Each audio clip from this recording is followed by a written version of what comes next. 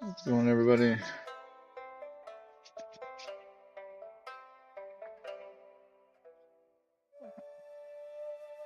Who needs football? I don't know. Seems like everybody in the government's watching it right now.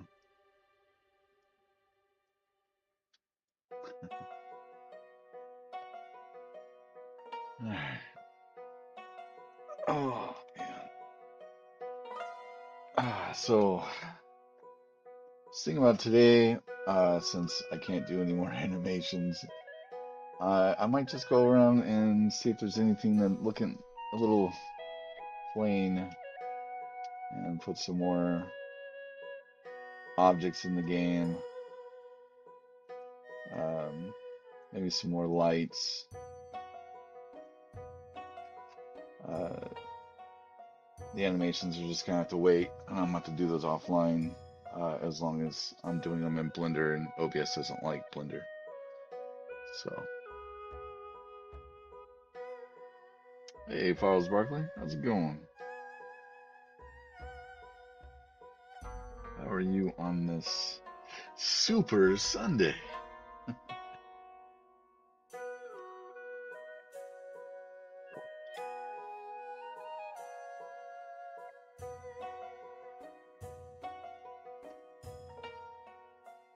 Getting ready to be social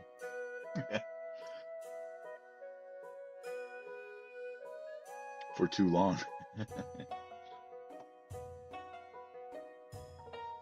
Yeah, what's funny is like Kate got invited to be social in another city, and I would have loved to gone, but not to watch the game.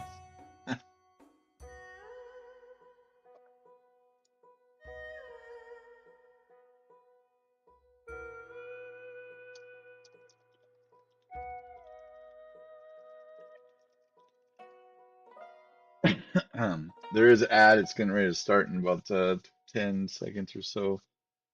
So if you hang out, I appreciate it. It takes forever and is usually a blowout. Yeah,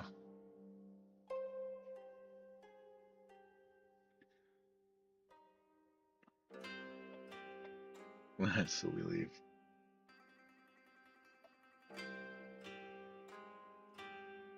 Yeah, I wish we would leave. Or not go anywhere. One of the two.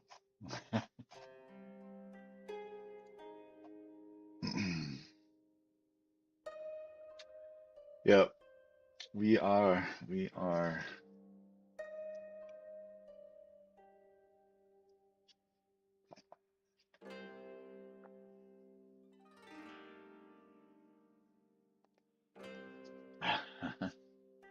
Probably.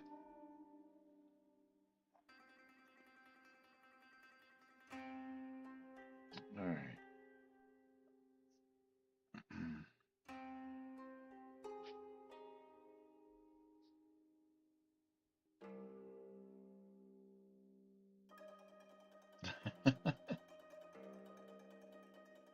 Yeah, I'm sure.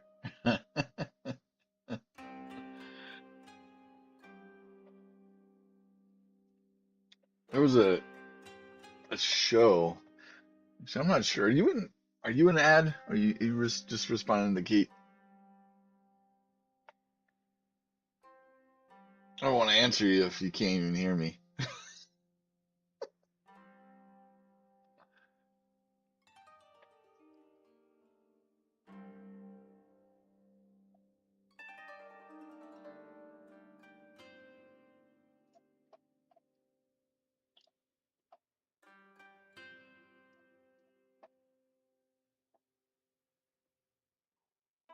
Oh, okay. Yeah. All right. So we'll just wait.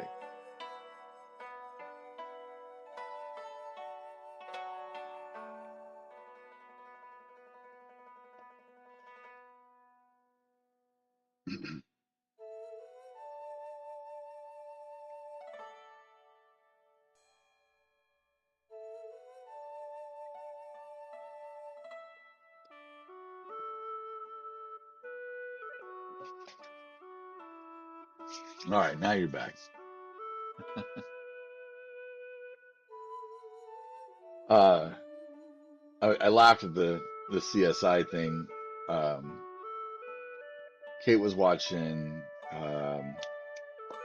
what was that show? Um, the fire engine show.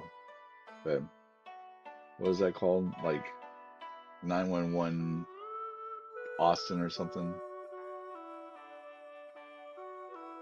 Whatever it is. Oh, Lone Star. That's right. 911 Lone Star. Um, the show we only watched well, I only watched like a handful of episodes, but the bits that we watched, like one was totally based off of the movie Volcano.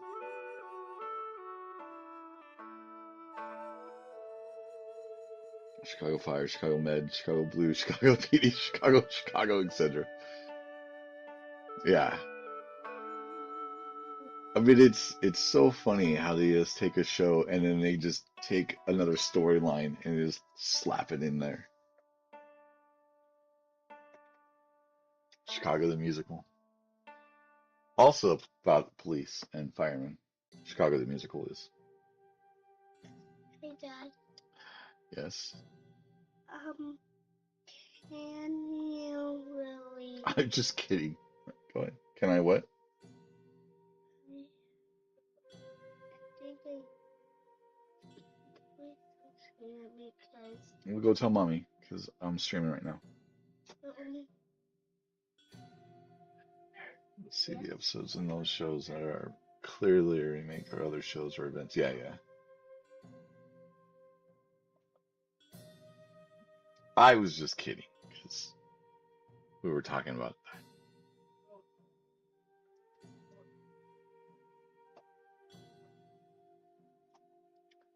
I don't know, but it's just funny. Like I guarantee there was like another episode. I was like, oh man, oh the one with the solar flare. I was like, that's never even happened. That's some that's another movie.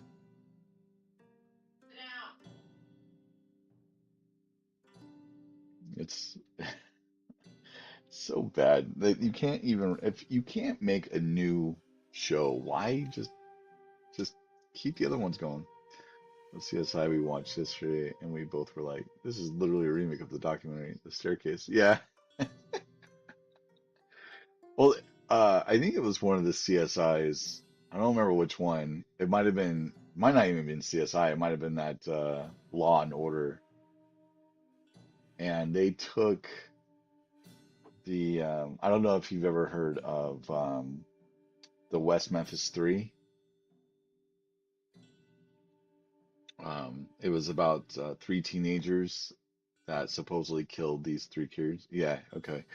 Well, they took that whole incident, and all three of the teenagers were eventually proven innocent, um, and finally let go, like after, I don't know, almost 10 years, 12 years, something like that. Um, but they took that whole scenario and then they made a show in the crime and law and order or whatever. But in that show, it was the exact same scenario, but they were guilty and like they got off.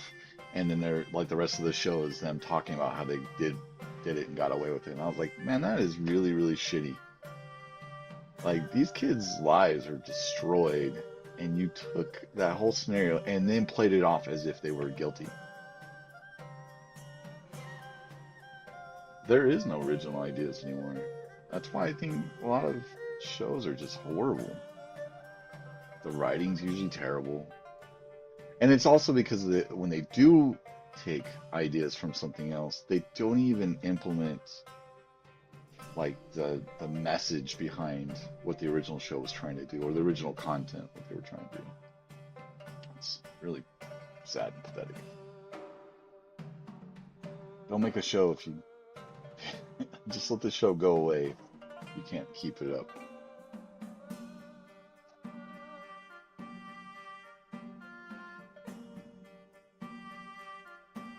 I know. And the sad thing is like people watch it, right? Like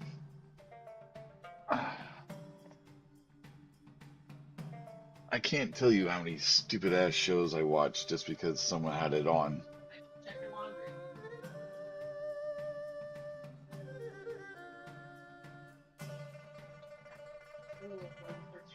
That's how it is. It's always like that.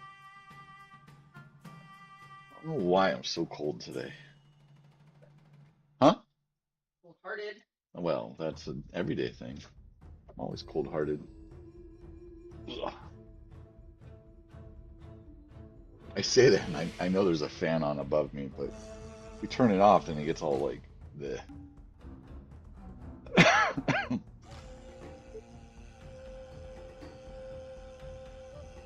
don't think I have all this stuff. I don't. It's all down there. So why do I still have it?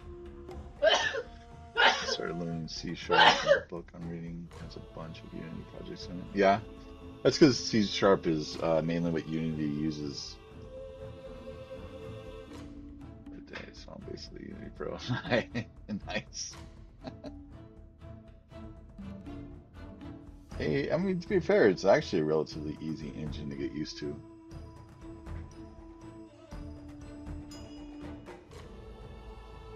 What is it, what kind of project do you want to do?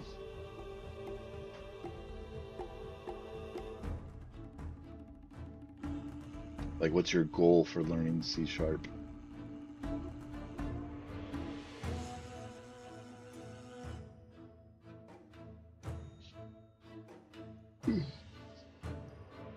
If you go back downstairs, I'd love another cup of coffee, though. Idea for a Twitch chat versus what? YouTube chat versus TikTok chat game? Okay.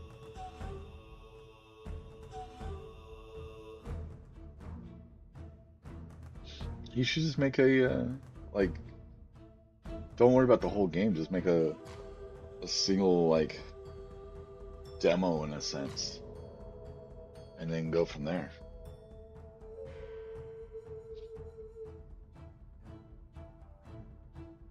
You know, just get some type of like how you foresee the gameplay. You got a long way to go. Fair enough. Hey, I mean, I've been teaching this stuff for almost 20 years, and I'm just now going, you know what, maybe I should just make my own game.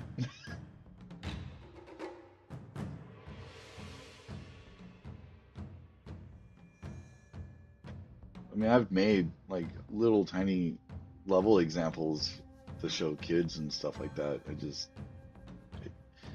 Going through the process is, was always just too much for me, I guess, in my head.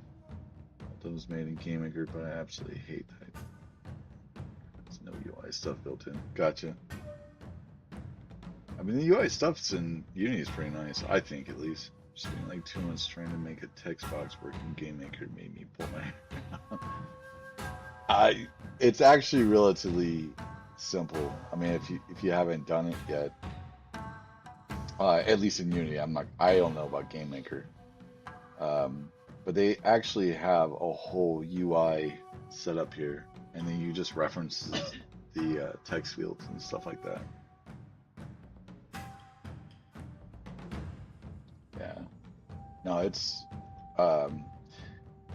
I don't have an extensive experience in other game engines. I did start out originally on Unreal, way back, but it was mod tools then, though they made their game engine basically run like their mod tools or whatever.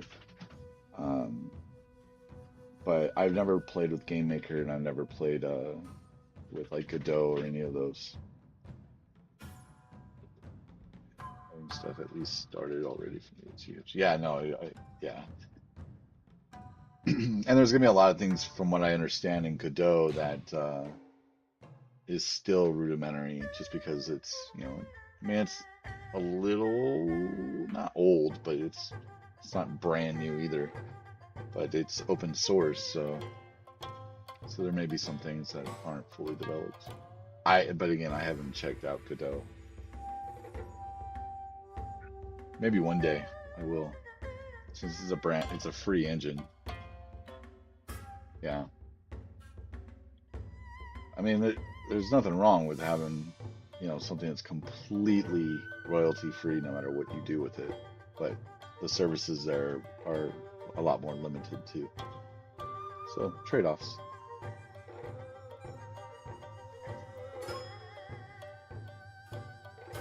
It is. It completely is. Um, I mean, I don't have to worry about anything with Unity until I hit $1 million. When I hit $1 million, then I need to go to the next phase. But I'm okay with that. If I hit $1 million on a game, I am completely okay with sharing some of that.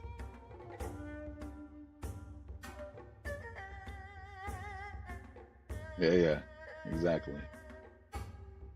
Um, and then it's just, I think it's 3% or 5% or something like that of every sale after $1 million. So it's not even the first million is basically free, right? At least with our game engine. Then after that, it's I think it's 3% for every sell after, and then there's something about the downloads, and I think it's one or the other. So if you have whatever's the least amount, so if it's paying per download, then you'll be put on that plan, something like that. Or if it's 3% per sell and that's less than your downloads, then it's on that plan. So after the whole debacle in October, uh, I thought their terms for monetary uh, game sales it was pretty good. I was okay with that. Yeah, October was a complete shit show. I I remember when I first heard it, I messaged my program. I was like, dude, we may have a problem. This is gonna blow. Yeah, yeah. I mean, so many people that I watch, like on YouTube and stuff like that, that do Unity development. They were leaving. They were partners with Unity, and they were leaving. And I was like, oh damn, this ain't good.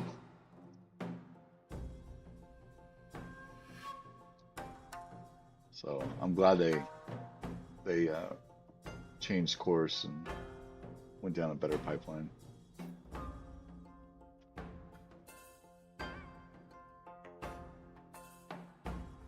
Let's make it look like listen. Yeah, I would agree with that if it wasn't for the CEO at the time. Um, I think it was the CEO's decision. I could be wrong on that, but being an outsider looking in, I think the CEO was just kind of like, uh, they, yeah, I guarantee he was told to resign. I don't think he had much of a choice. I think it was the cleaner way of not making it ugly. Yeah, but yeah, after that whole debacle, he resigned, and then they corrected path. Everybody was calling for his head in the community, and don't I mean not to be dismissal dismissive. I think a lot of that uh, contract really wasn't as bad as people made it out to be. I don't think it was really that bad. Um, I just think it was poorly communicated, and a lot of people didn't understand. And the fact that they were going all the way back through all different versions of Unity, they were basically wrecking the toss in terms of service, right? And so I think a lot of people were really pissed that they were going to do that, and so they lost a lot of trust. So then they had to almost come back with that much better deal kind of thing. Right. Yeah. Hey, what's the phrase? You fuck around, find out. You found out.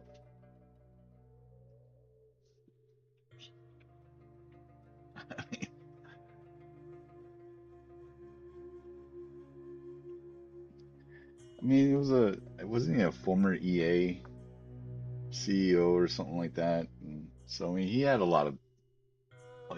as soon as that came out, um, they all were like, "Of course, this is what he's gonna do." Yeah, yeah, he knew what he's doing, and now he hopefully he's re enjoying his retirement. I'm sure they gave him a nice lofty little send off paycheck. Isn't that how business works in the United States? You fucked everything up, but here's a paycheck to go away. Hell, even the asshole that runs the school district here is doing the same thing, or trying at least. Look, look, I'll retire. Not a dev, but from where I stand, Uni is still trying to clean things up and they shit the bed. Yeah, there's probably still a lot of people in the community who don't trust them. Um, I mean, I can only speak personally for myself. Um, I was nervous as hell. 100%. I was freaking out, and like I said, I was talking to my programmer, and I was like, "Man, we may need to switch engines," which isn't a good thing to do after we've been in it for a year and a half. But then when they came out with the new thing, and they were like, "Okay, and we're gonna pay attention to this and this and this," I, my anxiety went down. And I was okay. Of course, it may be because I'm in a year and a half of development. I'm like, okay, cool. I'm okay with what you're saying here. So I'm sure there's a few people that have left the community that were big players.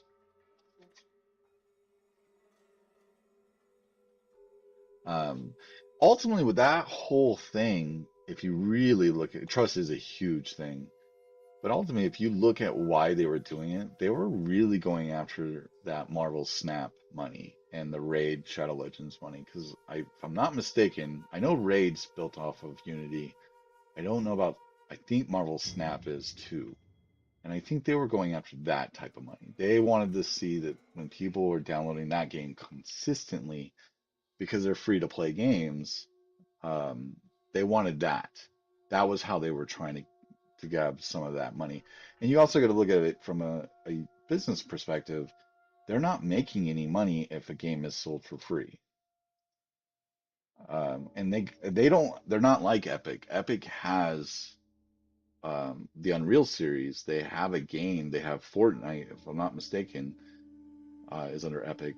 They have that money being generated from the games they made as a studio. Unity doesn't have any of that. They're a software development company. They've built this game engine, and so they need revenue in some fashion. So, I mean, I think that's why what they were trying to do. And in the last few years, they've bought up a lot of smaller companies. So they bought, um, actually, I don't know if they bought them outright, but they've taken Plastic SEM and they've integrated it into Unity. Um, Trying to think of the other. There's been a couple, mods that were made for the game engine, and they picked them up and bought them. So, and it's essentially to make the game engine better, so people will come to it. So, I mean, it's definitely a thing. Um, yeah, it's definitely gonna have to take time too. The kickball team runs another realm, and he's been talking so much shit about Yumi. Yeah, I guarantee, like, there's gonna be people that won't come back and or never even going to look at it because of that whole debacle. And that's, I mean, you don't have to use Unity to do game development. Obviously, there's a shit ton of other game engines out there.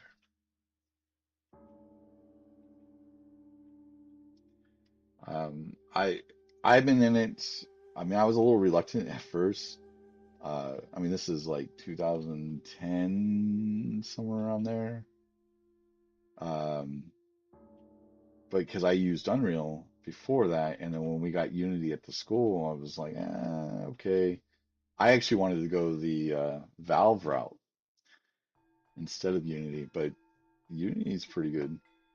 I like it at least. I think the Mortal Kombat games are all Unreal Engine, probably.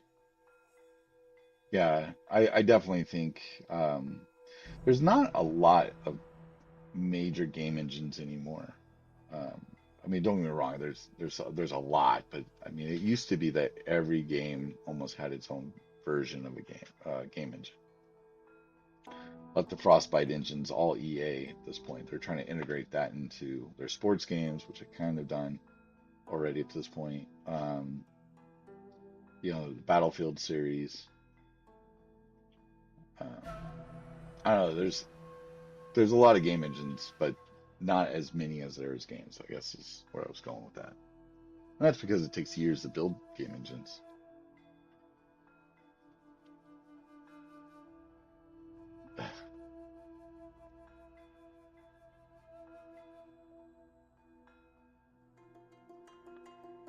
But I definitely agree with you.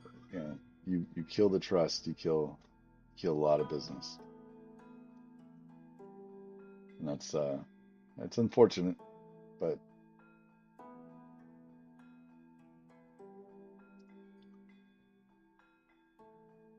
what is that? It's a water compartment. Why is there a water compartment up there?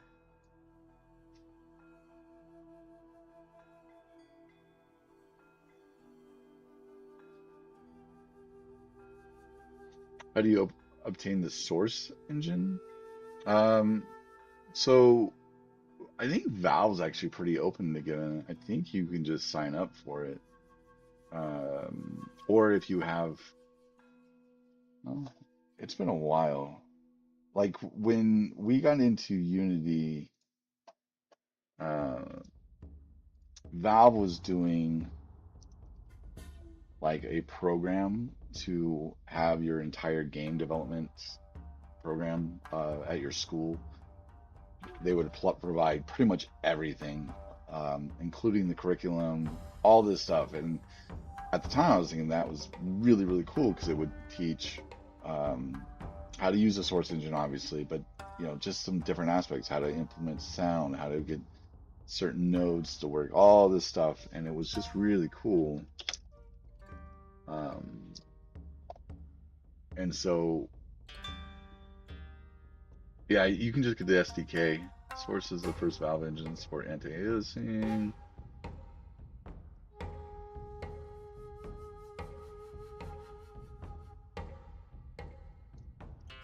I'm trying to see. Is a 3D game engine created by Valve in 2004 and a successor. Oh, it's called Gold Source now, or Gold SRC.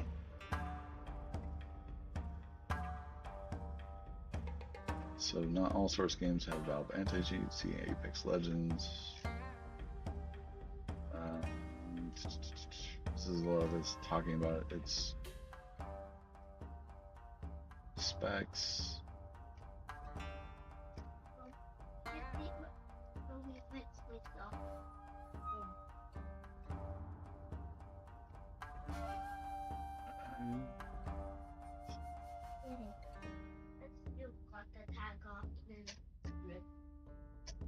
I'm trying to see if there's any place that goes download here.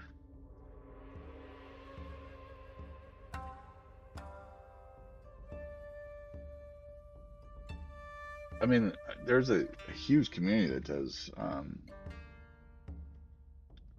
mod support for a crap ton of other games. I think we just played Treason, which was a mod.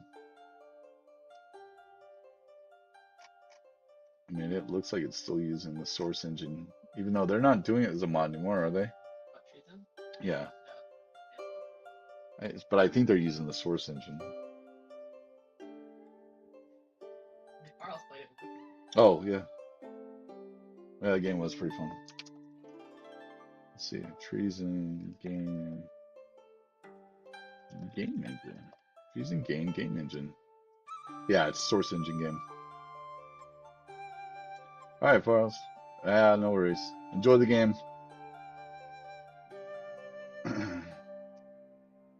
I will try. Thank you.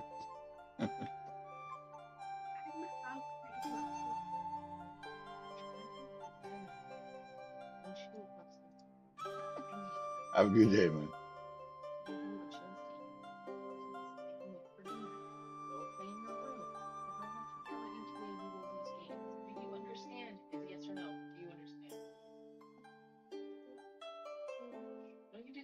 I literally do most of it myself. I'm not sure why this is here. Quick snack out of the fridge. Real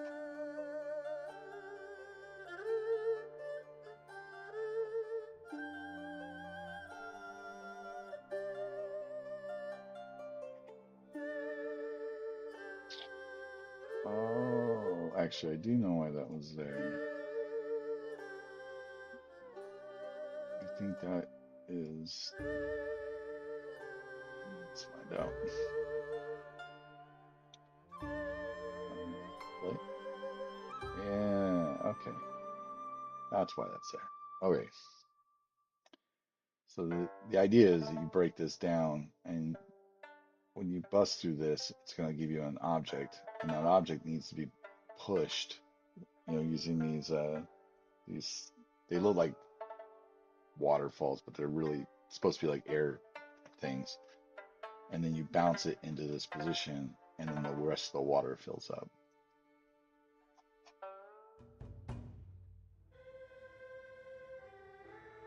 All right. Do I have the water on?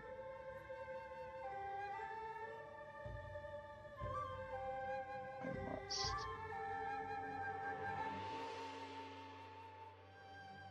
But it says it's not.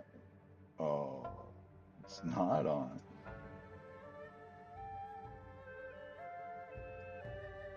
Whoa.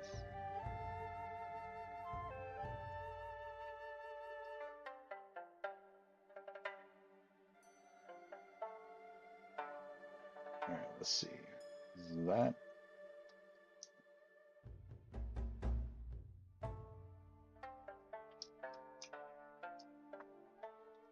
smack your fish? Oh,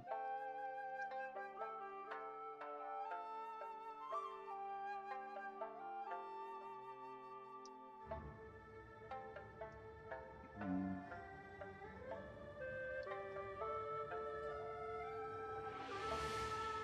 got some fish over here. This needs to be moved over. Spikes need to be put there.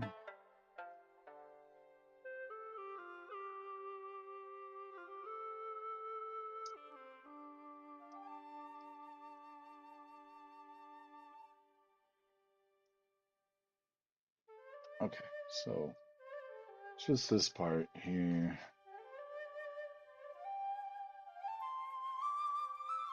I don't know why or what the difference is between this one and that one. And is there another one here?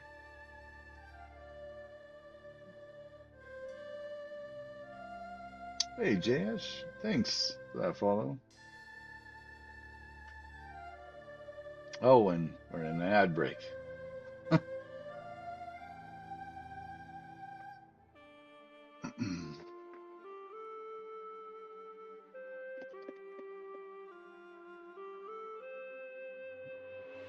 So, just waiting out for that ads, and then I'll get back onto it. Totally missed that the ads were going to start. So if you're sitting in the ad, I'm waiting. If you're not sitting in the ad, I'm waiting. However, they're sitting in the ad, they don't know that you're waiting, so they can't hear you say that you're waiting. It's true, so it doesn't matter.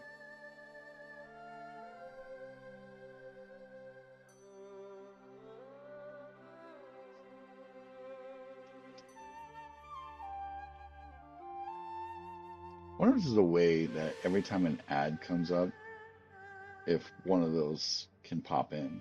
Like maybe check out the website while you wait for the ads to finish. Yeah. Why do you sigh when you say that? Because it's not wouldn't be easy, right? So like you can use there's programs that will put a chat in your chat, like a bot that will say, "Hey, an ad break has started." And there's another program that you can get to post a command based on something said in the chat. So then what we would do is kind of like how my Pokemon, every time a Pokemon appears, it makes noise.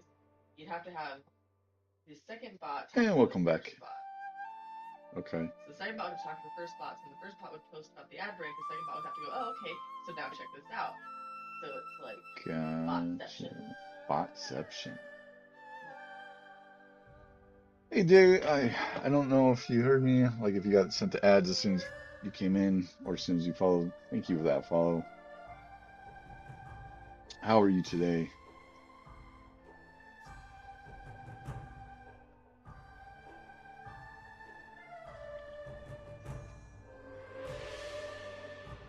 Uh, really wish I knew. You think I'd know, but I don't. All right, I am going to assume that there is no water on, so this must be our water.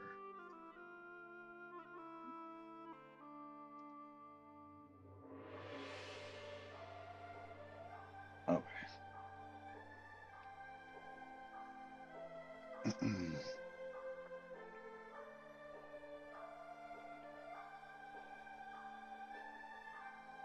And see if we have that. And now I remember why I turned the water off, because I can't access anything. Duplicate this plant here.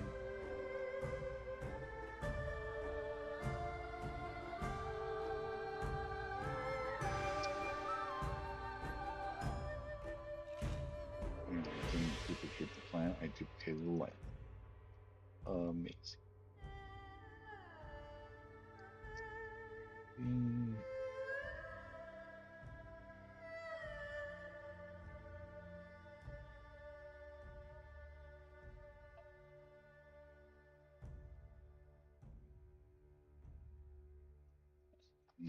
Let's rotate this.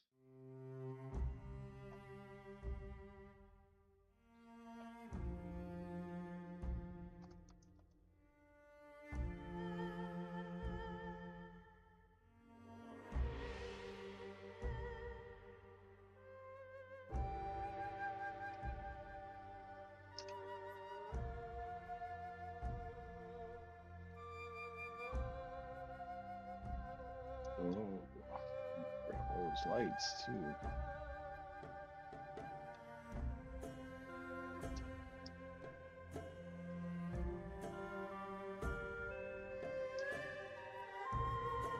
That ain't gonna work.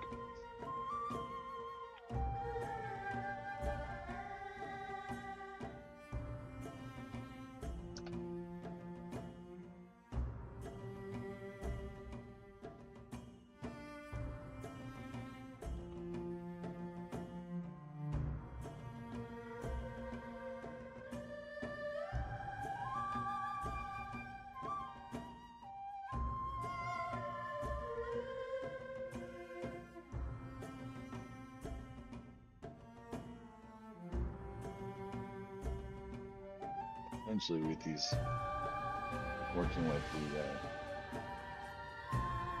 the external force, right now I just got to make it look like it's.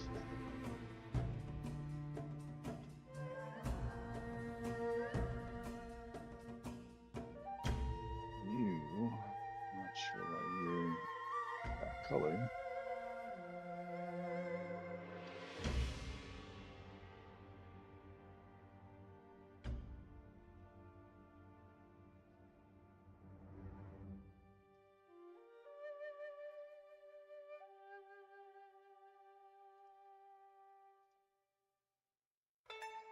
Okay, that's weird. Why is this not?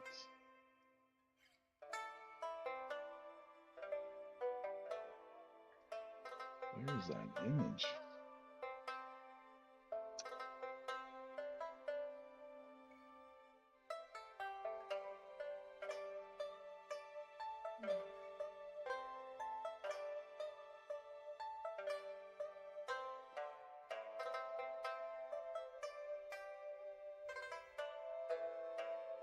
Oh, I think I know.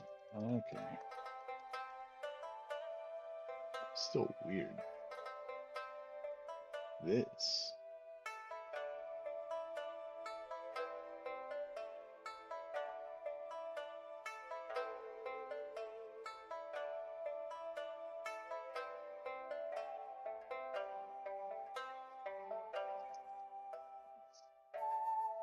Okay.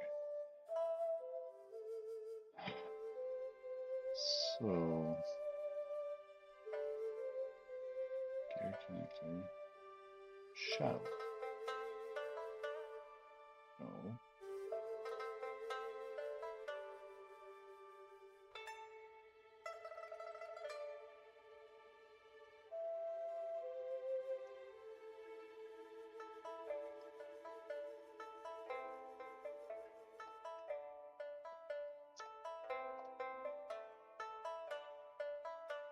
Okay. So why are these not taking that color?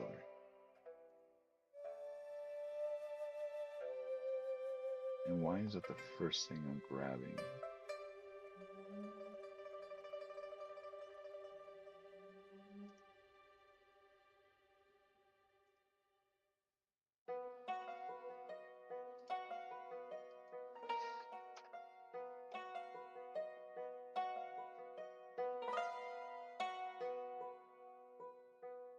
Okay. All right. I'm starting to remember. So this should be zeroed out. That is zeroed out. Okay.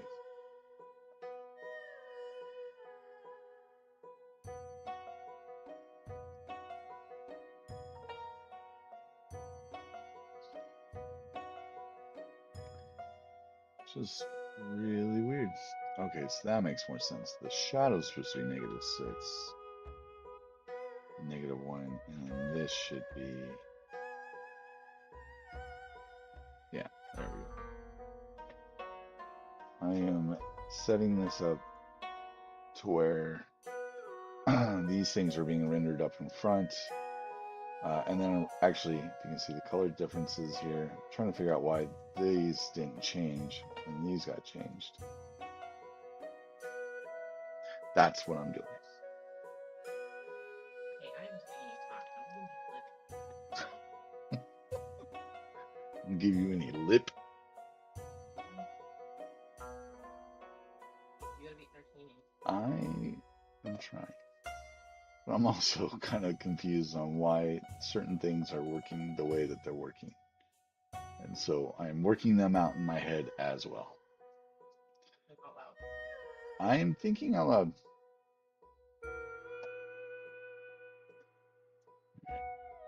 Ah, there we go. Sprites default, sprite lit default. So this is not getting light. Sprites lit default. Sprites lit default. Sweet, it's not here, so this is not being affected by light. That's no good.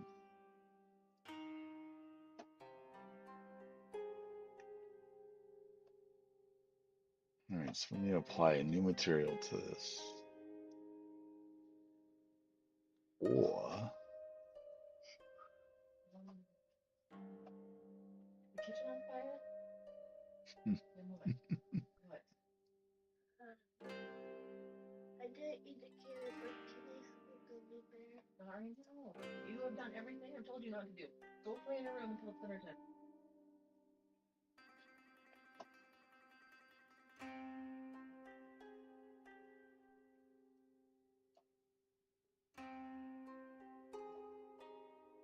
all right, why is that shader not showing up to this? Oh.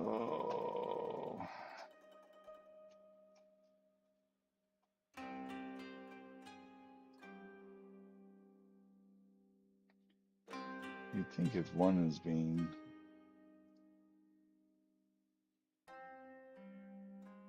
accessible, you'd think the other one is.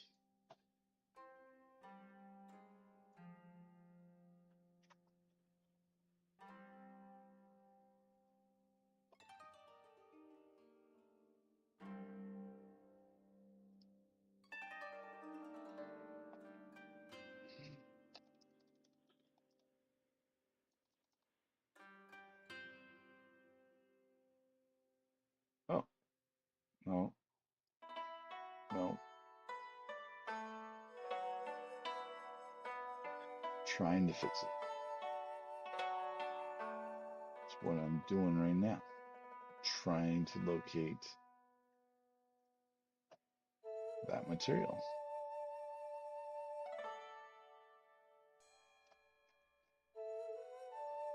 But I have no reason why that shouldn't be showing up for that one.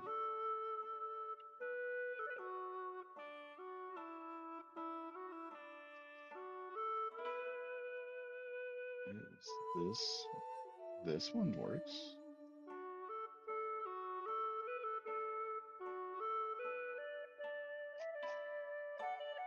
All right, fuck the dumb shit. So I am gonna copy this. I'm gonna break it.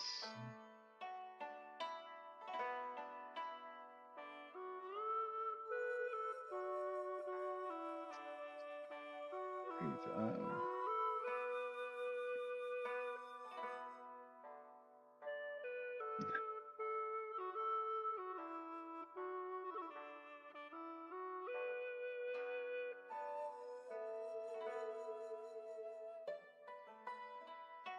So now this isn't letting me.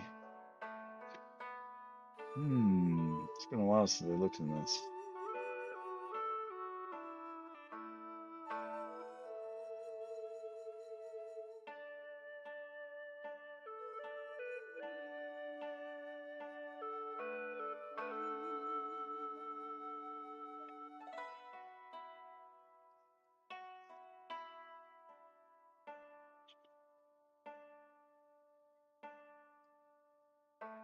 Oh, it's not a prefab. That kind of makes sense.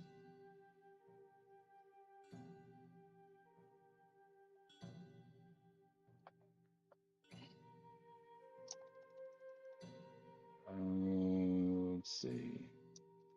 Gear connector.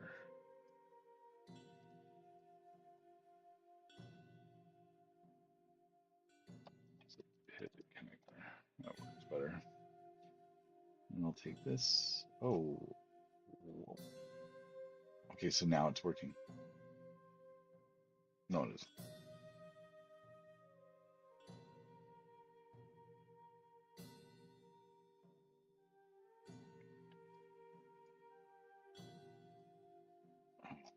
Okay, come on. All right, so I'm just gonna bring these out. I'm gonna delete that. Bring this over here.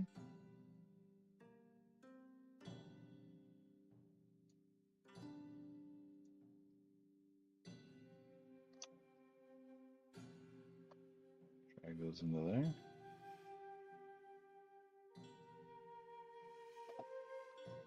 Zero this out. Go out. See if it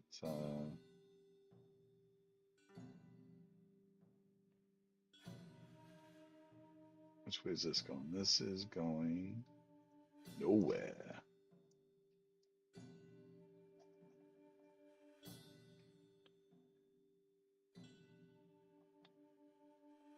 Where did this break?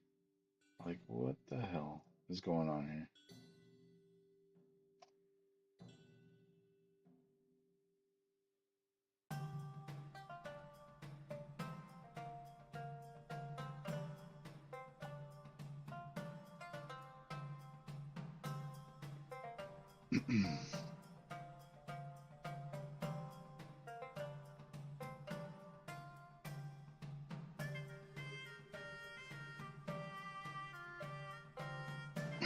Okay.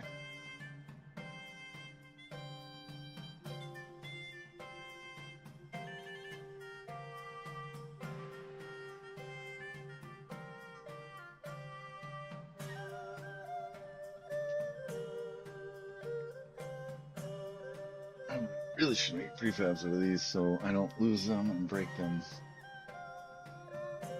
Oh, this so needs to be cleaned up.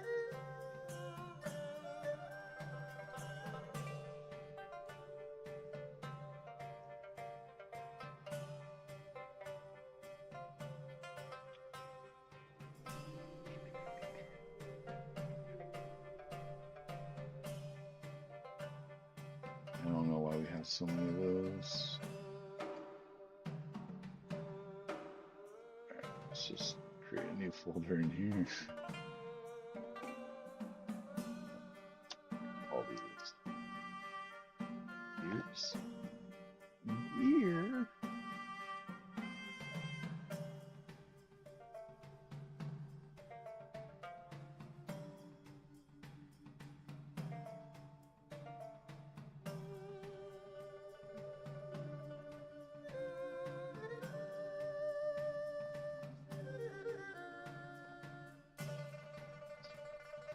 Broken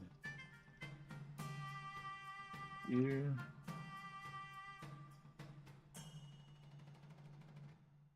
This will be one. And this is going to be full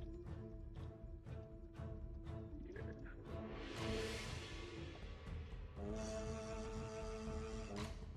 Full.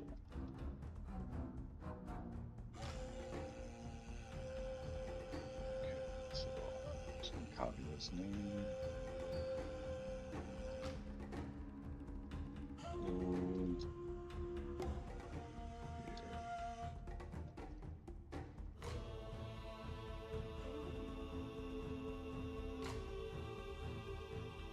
Broken ear. Alright, as long as those are working, we got shifted a little bit.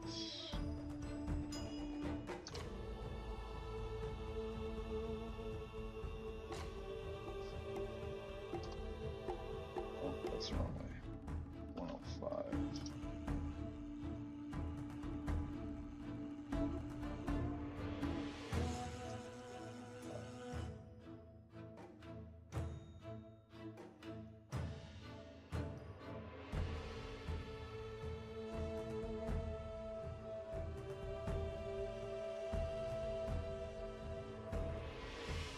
And it looks like I got shifted downward a little bit. Nope, wrong direction.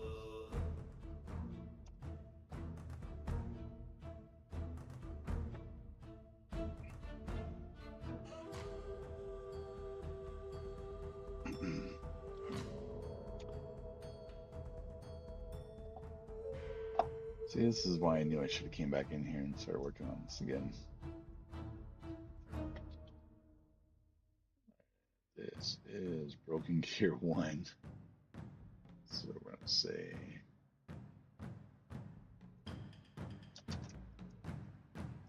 double broken. By 0.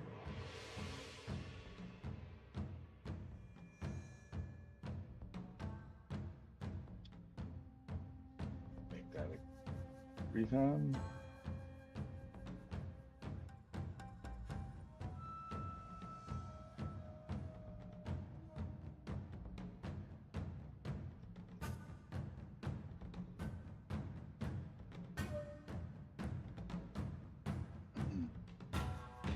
Alright, gonna do the same thing as before.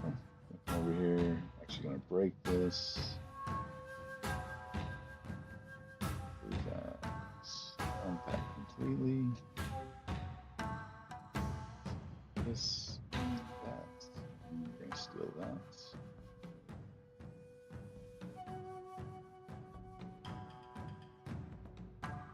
Where's this located? This is located at copy will transform. Pull these out. Delete. Paste will transform.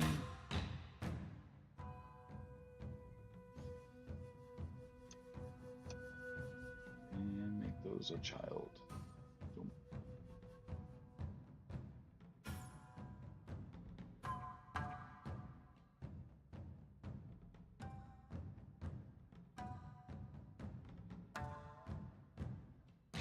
I got a feeling it's going to be going wrong. Well, no, it's not.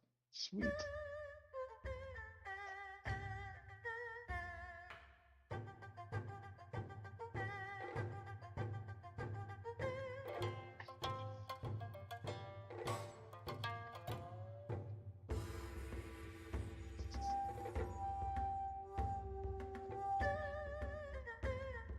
Alright, so we'll get those two things. Let's get this last one.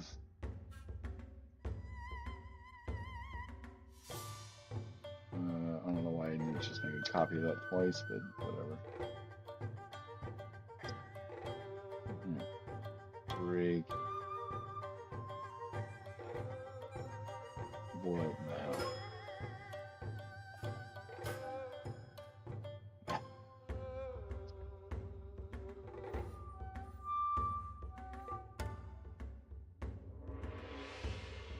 Completely.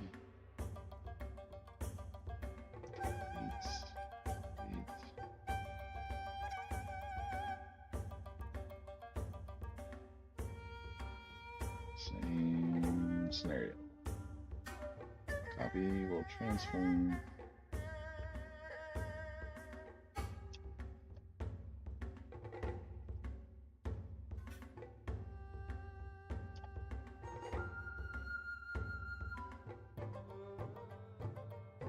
This will transform now.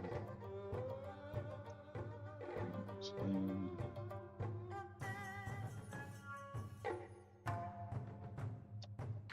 Let's call it spike here.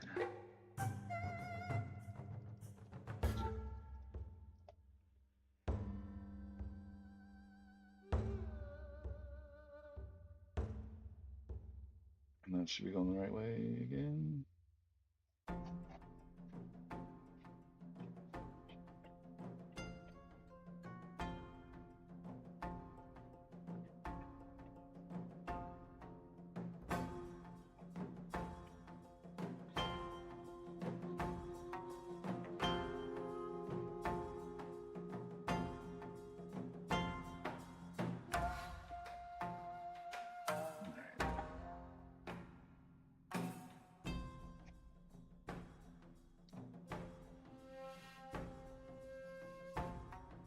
So all these are inside that. I'm going to make this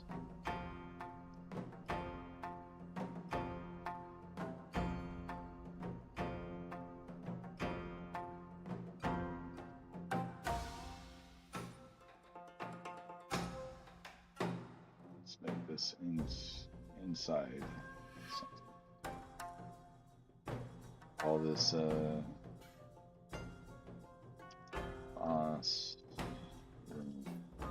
junk. Reset it. Just try to grab all that. There you go. Q4 borders.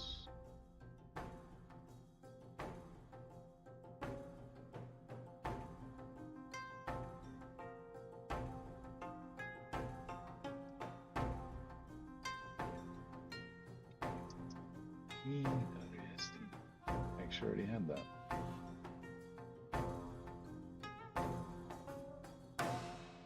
So really what I need to do is get the rest of that other crap in there. So these.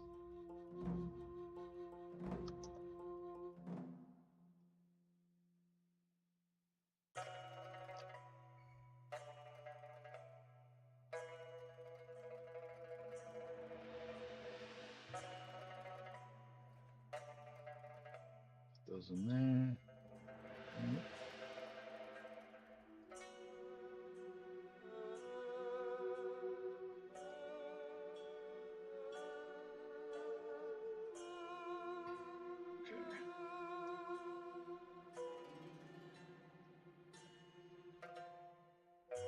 Alright. Just a little more cleanup.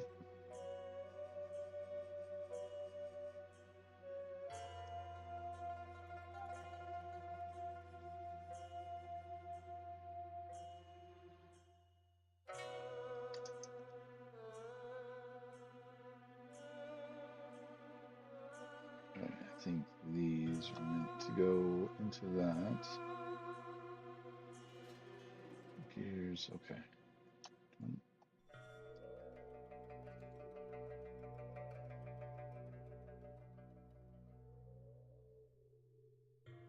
Oh, where's the other one?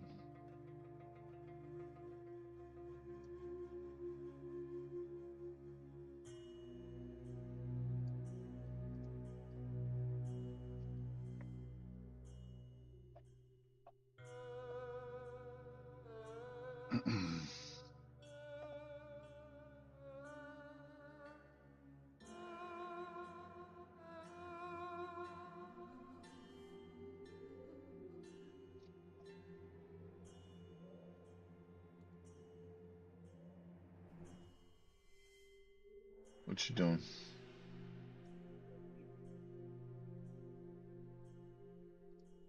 What you doing? I've been saying what I'm doing.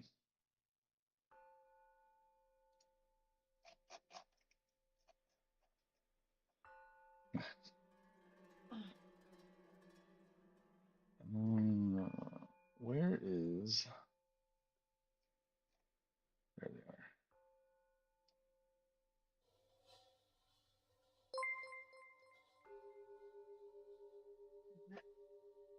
Donkey Sean Jr. Hey, donkey. Donk. Donkey. She's a donkey. Donkey. How's it going? Thanks for calling it. Kate's over here talking shit.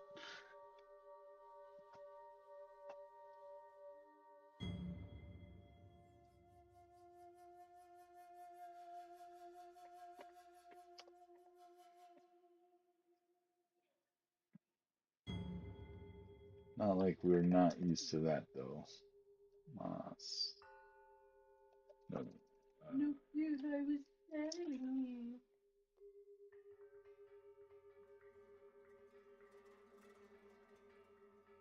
Sorry, I have a clue how I wasn't following. He Oh, meant to say he has no clue. gotcha. Uh, no worries. No worries. Lots of worries. Huh?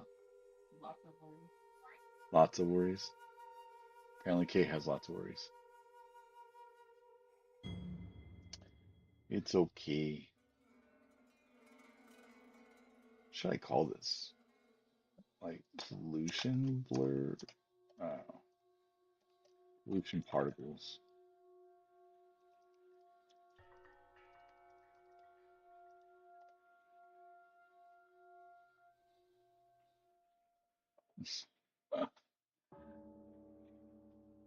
Such an asshole.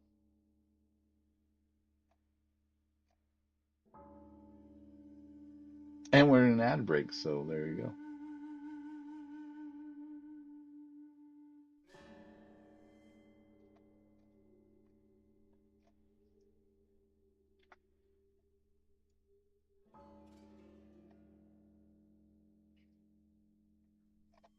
I literally just renamed that thing, and now I can't find it.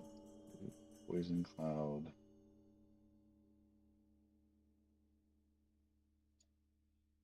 I don't know what that's doing in here. Where the fuck did he go?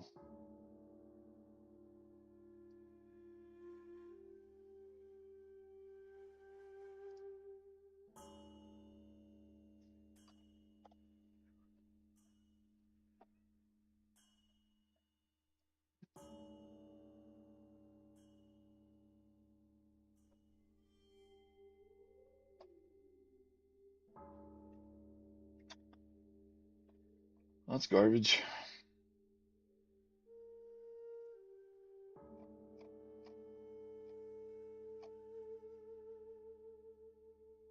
What in the hell, man?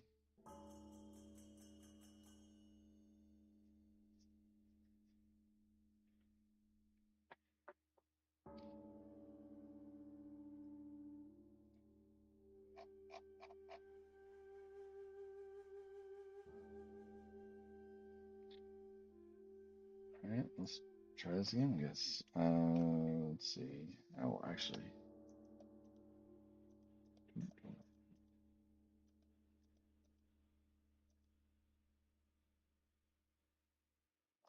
Oh, it's right there. What in the hell?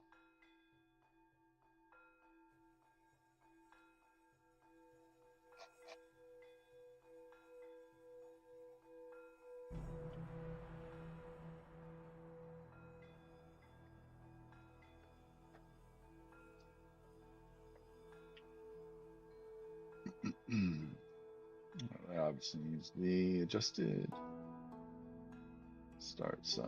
Let's bring that down some. Some more than that.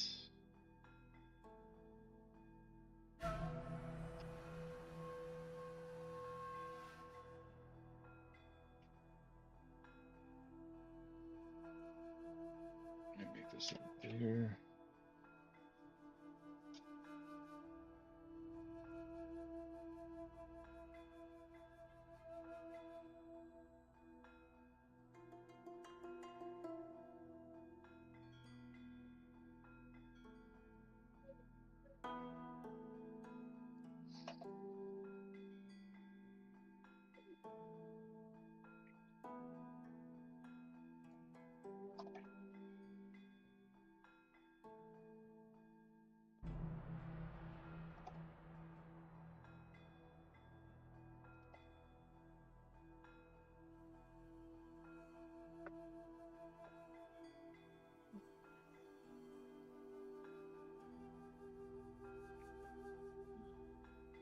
Apparently Doc didn't like your attitude.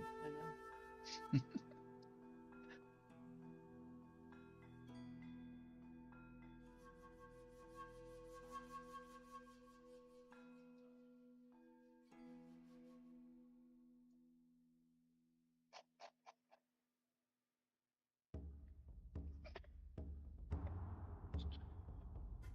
All right. Let's make that 25. Need to stop it from going out of that.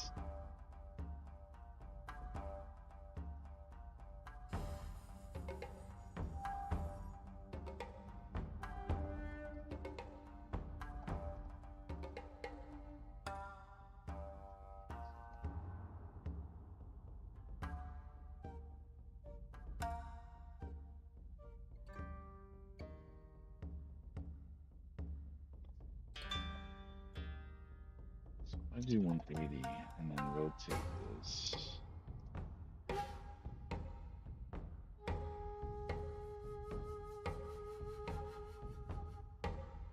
If that might work.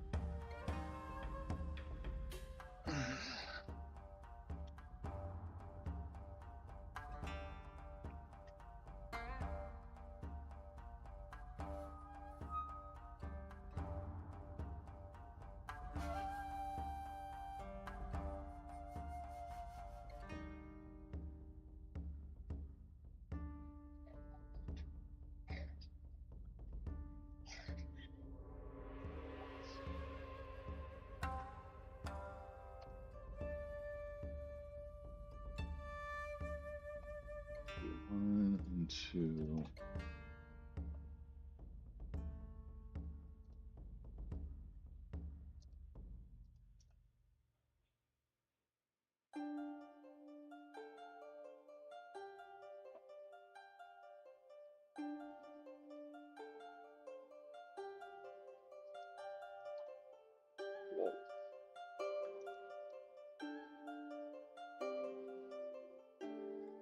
Hey Anita, how are you?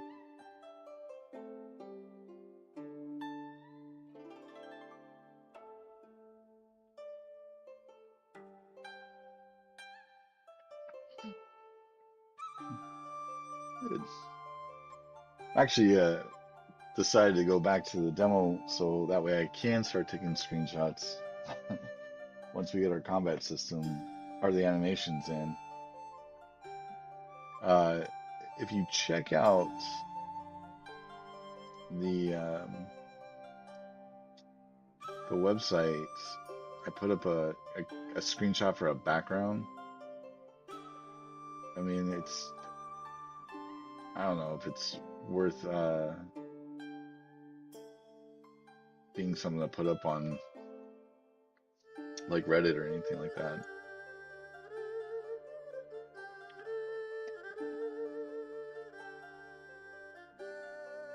but this is what I got. I took this earlier,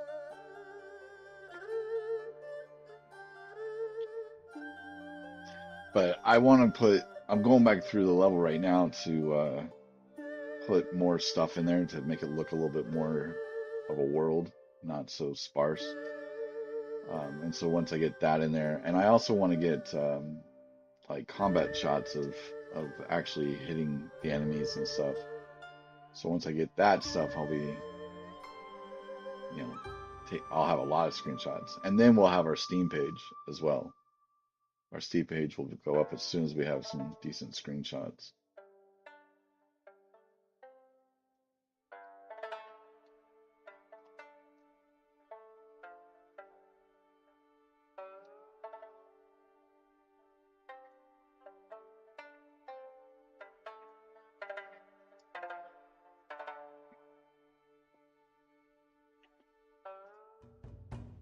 So I am working on it, I promise.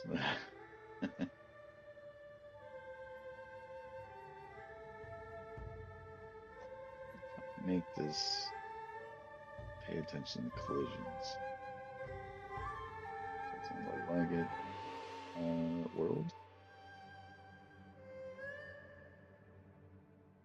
Doesn't look like it's paying attention to the world.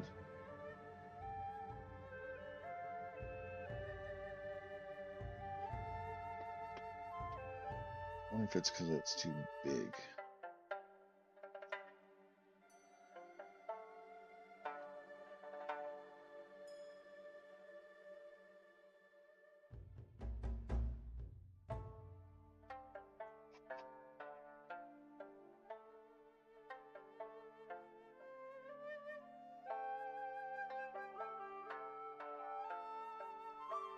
Still feel like these need to have some type of outline to them.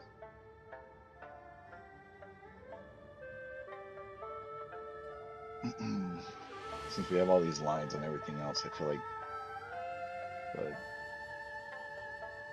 particles need to have those as well. But I got outvoted. Did you? Yeah, Okay. you were right.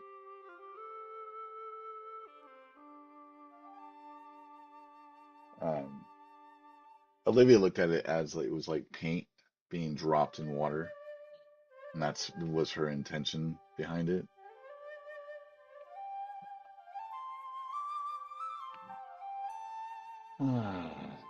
So yeah.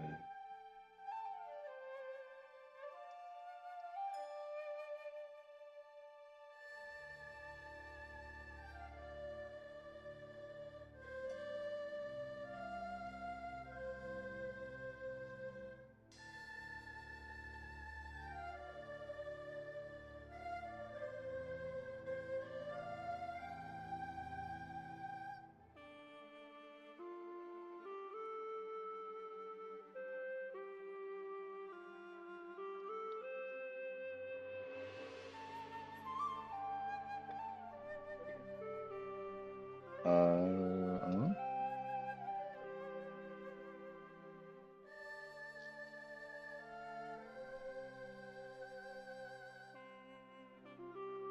I do not know. All right, I'm actually going to apply to all, and they all went to shit. Oh no. Okay, there we go. Okay, there we go. All right, so let's see.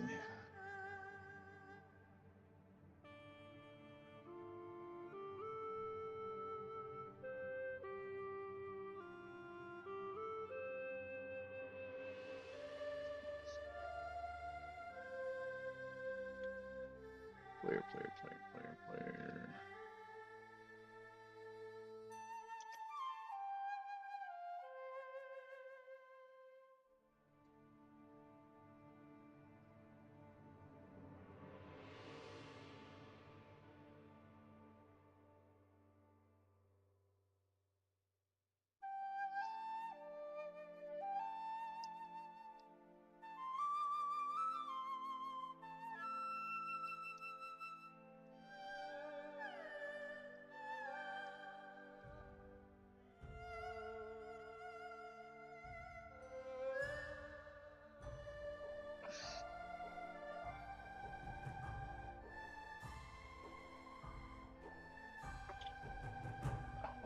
boss is finally fixed.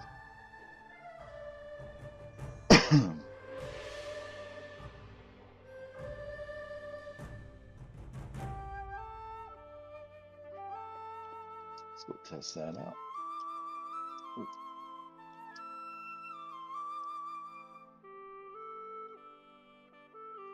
Oh, death by stabbing.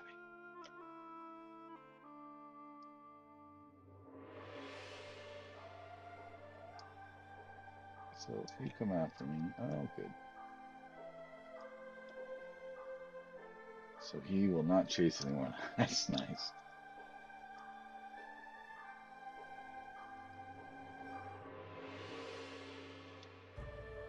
Oh, that's not good. Shouldn't be able to get around him.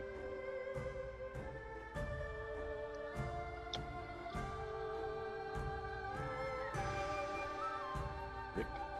Okay. For improvement.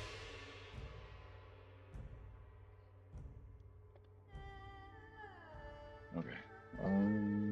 Let's go ahead and go back here. Go ahead and save this just so I don't lose anything.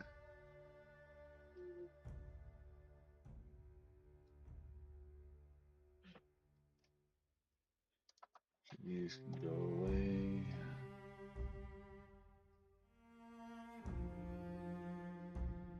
That can go away. That can go away.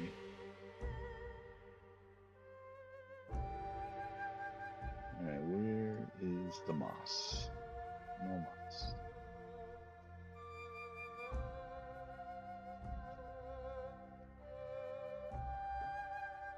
Let's see. I put this. Playground? What's this on?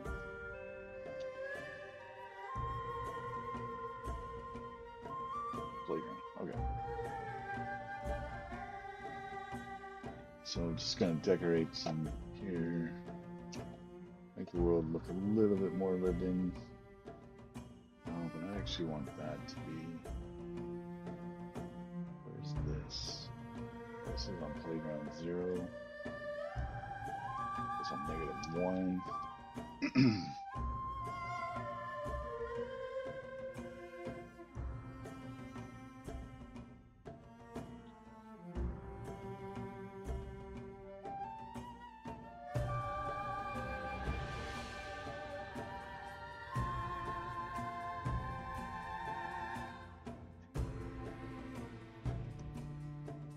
Get that.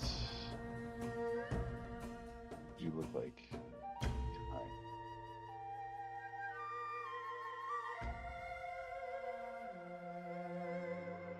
I have to get some variations of these and just get some bits in here.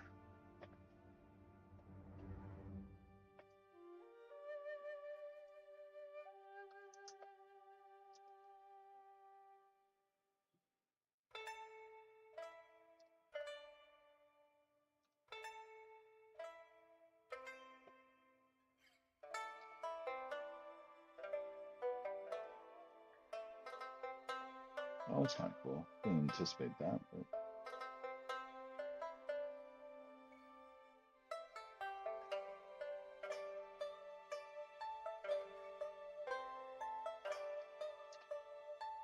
wrong way. Here.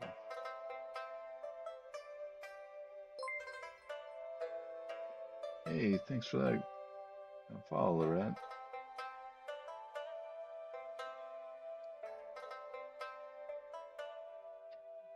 Hopefully I said that name right. Reticent.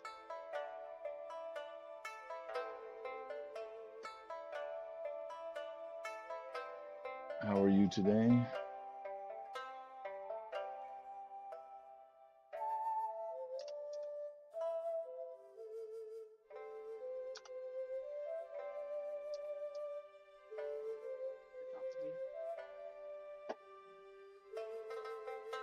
How's it going? Things. It's going. I'm kind of taking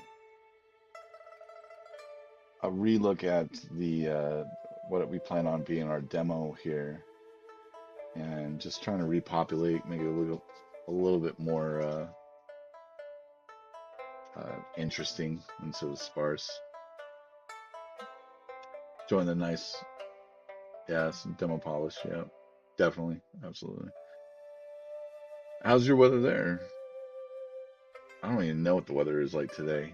It's been cold lately, really rainy, which is unlike our state since we live in a desert.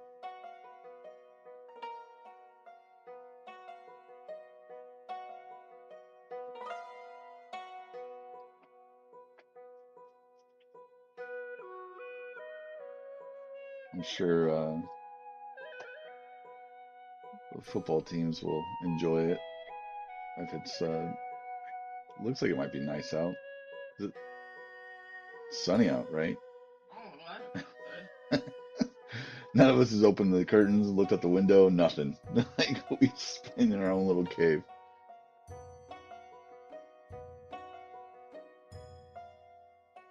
Yeah, I am. I am. Oh, so you were Vegas local too, yeah? It's nice out today? Okay. Yeah, I literally been inside the house all day. I haven't done anything. Oh, you follow Kate? Okay. Nice. Yeah, yeah, we're in Vegas.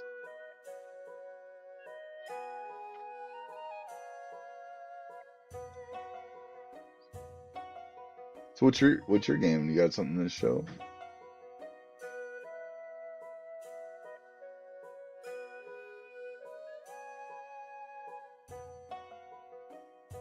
Or what stage of development are you at?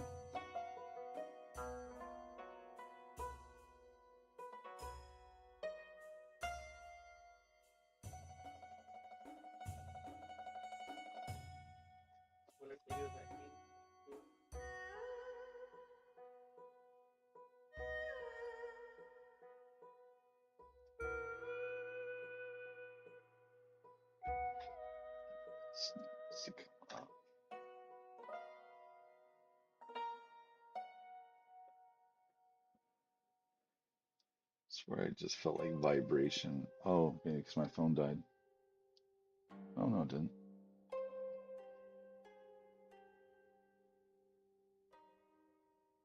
It's more loosely based on the Mothman. So yeah, go ahead and post a link to the page. I'll definitely take it out. This is obviously a 2D based game. It's loosely based off the Chinese proverb of the koi fish swimming up the river for like 100 years, and then the gods turned it into a dragon to to reward it for its perseverance. So I took that concept or that idea rather, and I'm putting the time frame or the setting to be the turn of the century in Japan, 1800s, to move into the industrial. So we're moving out of the samurai and into the industrial age. And so with factories and stuff starting to pop up, that the river gets kind of polluted and it starts infecting the wildlife and everything down the river. And essentially it reaches our player character's home, the pond, which is at the end of the river, and she is thrust to go out and save the river and find the source of the pollution. And so that's essentially her journey, going out, basically to protect her family. Things. I hope. I mean, I spent a lot of time. I really saw this more kind of comedic, uh, with some serious overtones, obviously, but I I really have like these ideas of these characters kind of being over the top and being a little quirky in their ways. Um, I keep telling about one set of characters, the Tanuki. I look at them as like Cheech and Chong stereotypes. They're not smoking weed though. They're drinking tea, and they get a certain moss tea that makes them hallucinate. Yeah, so and Okami has a little I to be fair, I've only played it like this much of Okami, but I've always loved the art style of Okami. And we're kind of running with that similar art style with the Yukio. Um, Ori and the Blind Forest was the huge inspiration for this game. I really enjoy that game and the visuals of that, and plus the storytelling. But the over the top, to be fair, over the top really came into just my upbringing in the world of 80s movies, right? Yeah, Ori is definitely a great game. I really enjoyed that game a lot.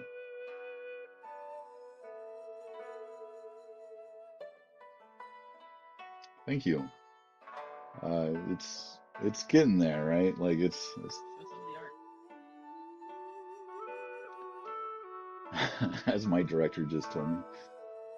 Uh, Here, let me see. Where am I at? Where am I at? I think I need to open.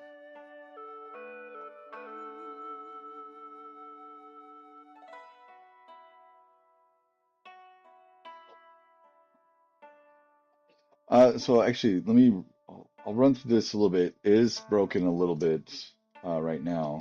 Here, let me blow this up. And I'll kind of like show you what it looks like. So right now, as you can see, the enemy is kind of like meh. But uh, eventually we have the combat system in right now. It's just we have no animations, so a lot of that's not in there. Yeah, that's true. So essentially, like you'll come through, um, you'll break some areas. There's some thrusting going on. Moss is going to be a big part of this game. Like Moss is going to be. So the combat will be like um, the Teenage Mutant Ninja Turtles brawling type, or like Double Dragon. And my wife, yeah. They Uh, follow me, they know. yeah, a brawler style. The way I kind of think of the fish's face as being fists. So it'll be like one, two, and then an uppercut.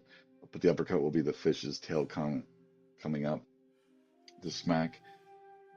So we'll have a bit of those going on. A lot of navigation puzzles, a lot of just puzzles in general. Um, right now, this is a cheap way of getting through that. I actually want the player to have to go up and time it better, but right now it's not there. Breaking walls. This should be faster. There'll be spikes at the end of that, and you'll basically have to collect these. This will be the demo. So the idea is that the pollution has caused animals to go haywire in a sense, right? Um, and so the levee here, which is connected to the river and the pond, has been destroyed, and so the water's becoming stale, and the pollution is just boiling into the pond. And so, in order to stop it, is to get the levee to start working. Plus, our character needs to get out into the river to block that off as well. So she needs to come in here, fight the crazed fish, and then repair this gear. And so just kind of bring it around. There'll be, again, enemy battles along the way. Um, Originally, this was a puzzle in itself. There was, like how this piece right here is, there was one over here, and it was to teach you that you had to push this brick to plug this hole, and then the water would fill up. All of this like level one, or does the game progress further? This is all level one. This is all pure. Matter of fact, this is half a level one, but it will be our demo section. You'll just play in this one little section.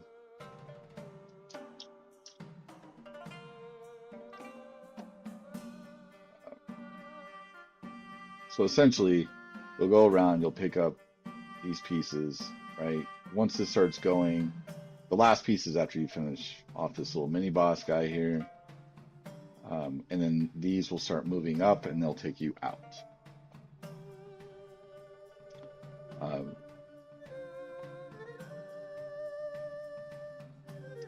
so, yeah, and here's kind of our game design document. So there'll be 9 levels as of right now.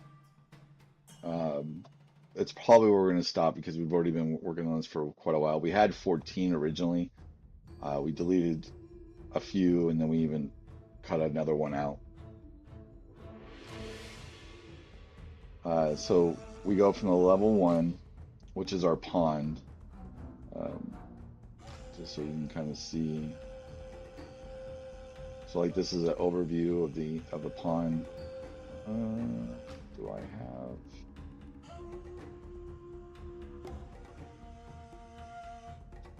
Must not. Oh, here it is.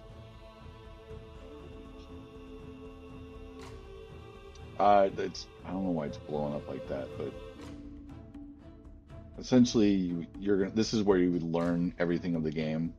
Once the game is really out, we're gonna make the demo a little simpler than what it will probably be when the release comes out. So that way the player gets familiar with the controls and stuff. So there's our level 1. And then we're going to move into level 2. Yeah, all these are going to... They're so big. Let's go. So level 2 will be the river. And so you'll be basically swimming down to try to find how to fix it. And then that's when you start learning about the pollution a little bit more. Because at first it's just chaos, right? And then there is a bird at the end of this level that when you beat it, it kind of becomes better. And we're at an ad, so it does not pop up for me anymore.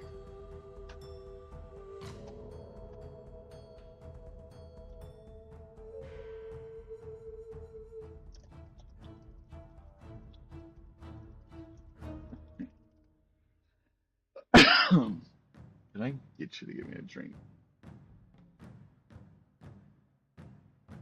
A Taco Bell ad. If you don't want to spend a lot of time, just water. If you plan on making coffee, I'd have coffee.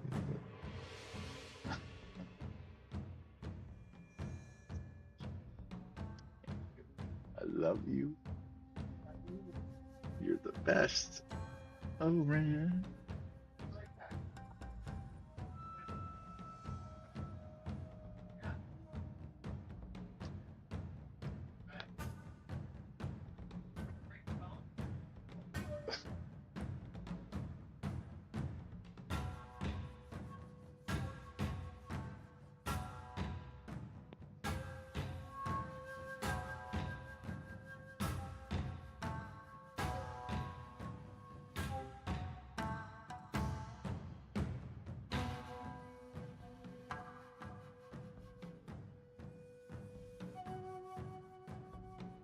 All right, I think we're back. Was it a good Taco Bell ad?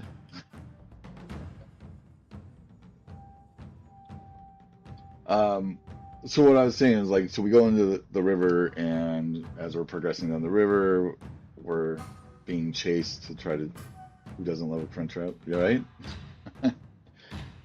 Have you ever, I don't know your extensive on movies and animation, but there was when I was a kid, there was a show or a movie called Watership Down. It was also a book. Netflix redid the movie or the show. I keep calling it a movie for whatever reason. Oh, that's why. Because on Netflix it was a show, and originally it was a movie, which came from a book. Anyway, Watership Down is about these rabbits that are trying to find a permanent home, and they go off on this journey because this plague is coming. Well, along the way they find this bird who's from Russia, and the bird is like hilarious to me. It was so funny to me as a kid. And so the crane in this game is going to be very much like that bird. It's going to be very caring, but hostile caring. I don't know how else to explain it. Like that Russian bird used to yell at the rabbits. Okay, so cool. The seagull looking bird, the Russian, ah, you stupid bunny, that kind of thing. I loved that movie as a kid. Uh, oh, it's there must have been 5 movies I watched as a kid: Star Wars, Raiders of the Lost Ark, Watership Down, Alien, and there was a fifth one, and I can't remember it. Probably because I watched that the least. But Watership Down was one of my favorite movies. Alien, yeah, yeah. I was a huge, all my family was into sci-fi, so I watched a lot of that shit. So anyway, that the bird's personality is something that I want to put into this. My dad was also a huge Cheech and Chong fan, and so I watched a lot of Cheech and Chong when I was a kid. And so that's why I want the Tanuki to sound and kind of be like them. Um, so it's a lot of things. Oh, and then there's a level, the underworld, where you go to like the underworld, right? The hell essentially. And I want a Shinigami in there, and the Shinigami is going to be like the Reaper from um, Bill and Ted's Bogus Journey, where he's like very insecure, and so you have to play games with him, and if you beat him, he'll send you back, but if you don't, then you're stuck in hell forever. So like almost all the bosses have these types of personalities. Um, this is you know, the third level's boss.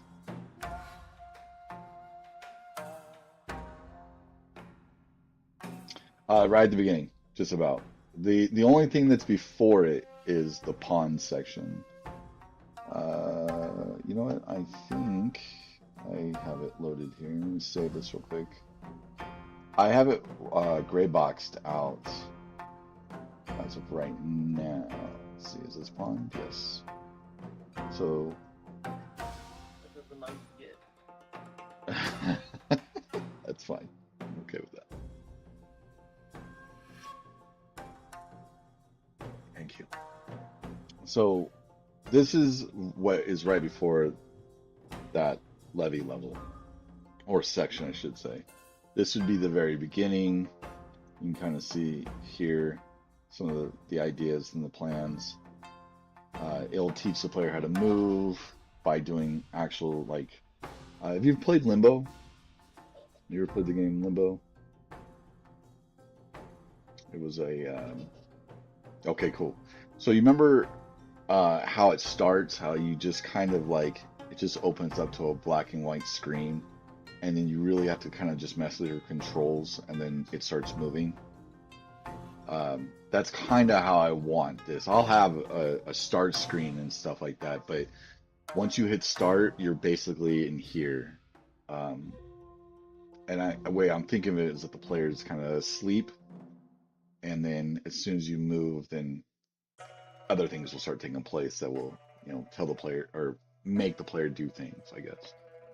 And so they'll learn how to kind of move around here, learn how to use the dash over here, because there'll be like other koi doing things around the town, if you will, the pawn.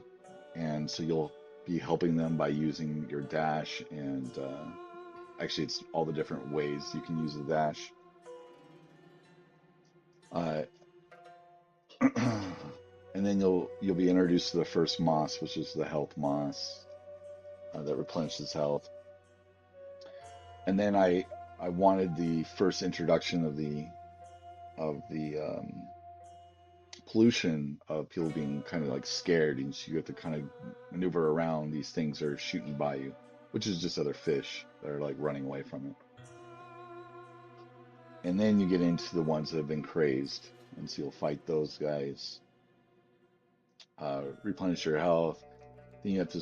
Then you're really introduced to the pollution. The pollution's coming in. It's causing this tar-like stuff substance on some of the lily pads, meanwhile fighting the crazed fish. And then once you get to this crack, you enter the levee, and that's the level you were just looking at.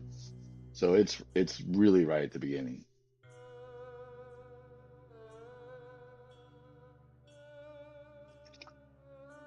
And my wife gave me a perky mug just so if I had tits like this, I wouldn't do any of this.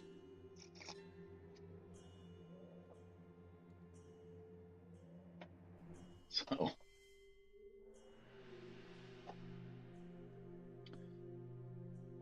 so far, so here's the river, and so that's my stand-in for the crane. Once the crane's there, and this is the frog level. Basically, it's inside a boat that's been broken down. And this is like the Umbuzu. Um, this is probably the most unique level out of all of the ones I can think of up to this point. This is more like a Rayman level. If you ever played Rayman, where like you're just trying to get through the level as fast as possible, while everything in the world is kind of falling or happening. Yeah. So something similar to that style of gameplay. You're really just trying to get through. There's this battle going on between these huge. Actually, I think I have my sketch up here. Here, I'll just bring it up here.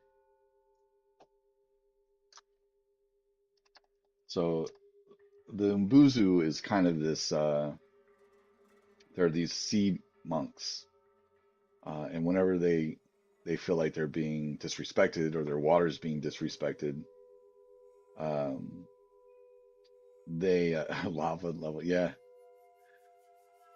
they essentially they come in and they attack the humans, and the only way to for the humans to not to or rather the only way the humans can appease the Mbuzu is by giving them a barrel of water. And if you give them a barrel of water, they stick your ass in it and they kill you essentially.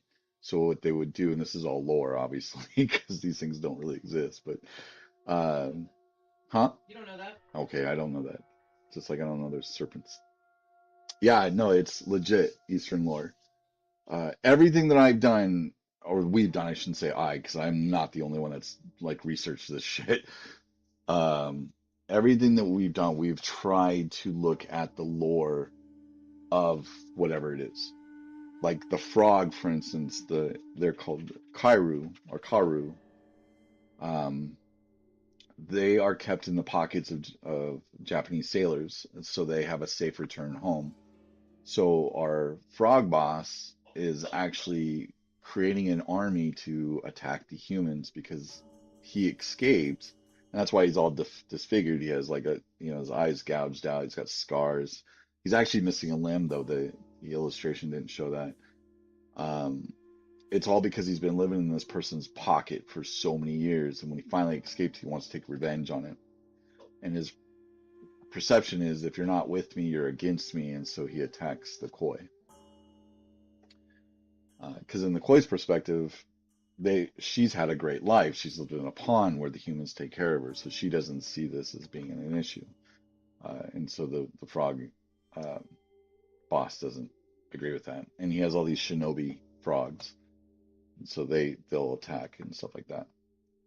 So everything that we've put in there has some type of lore with Japanese culture, and you know, we're trying to honor that. I would say the only thing that we probably walked away from being Japanese lore and doing Chinese lore is the proverb itself. That's the only thing, and I kind of feel bad about it, but I have no other choice in that because I liked it, but I want to put this in Japan.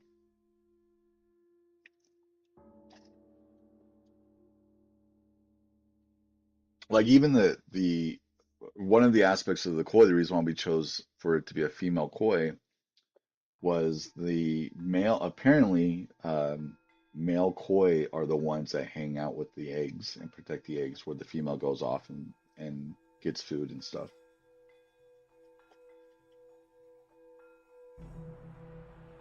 Yeah, no, absolutely. And there's a lot of lore to the Mothman too. So, I mean, it's kind of twofold, right? Like, or a double-sided blade to that. Like, you have this all this content that's been pre-designed for you that you can just gobble up and use. But on the flip side of it, you don't want to piss off anybody that's into that, and so you got to be careful with your research. Yeah, we've spent a lot of time. Matter of fact, I would say we probably spent 6 months, 6 to 8 months just doing research. Yeah, absolutely. And to be honest, like I've probably pushed. So, I would say originally we started about 3 years ago, but I had a bigger team. I had a partner that was starting the studio with me, and probably about a year and a half in, things went wrong, and he left. So a bunch of people left with him, and so the three of us had to restart. And so it's been a year and a half that we've been on this version.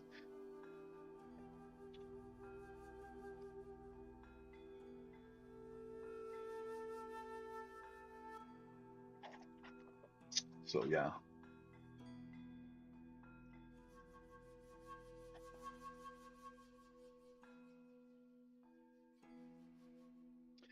Yeah, to be fair, like I think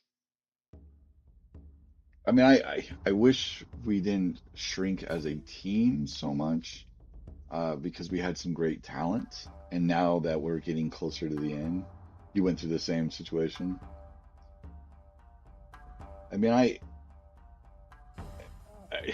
so I'm like I can be a total asshole, and I totally know this. But like in my perspective, it was like it pissed me off enough to where I was like, you know what, I don't care. And when I lost a good friend about it, like he was a friend of mine, going on a long, long time. Like I met him in 2007, um, and so like I killed that friendship.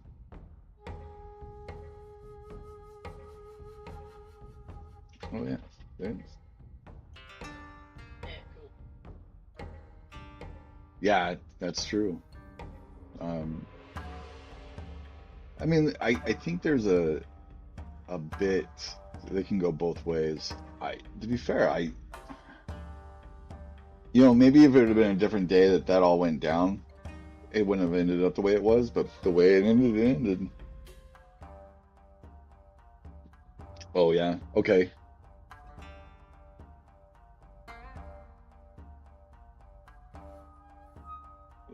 I mean, it sucks. Don't get me wrong. But at the same time, I was kind of like, dude, you made your fucking bed. Lie in it. I ain't. Right. Exactly. Right. I had my reasons.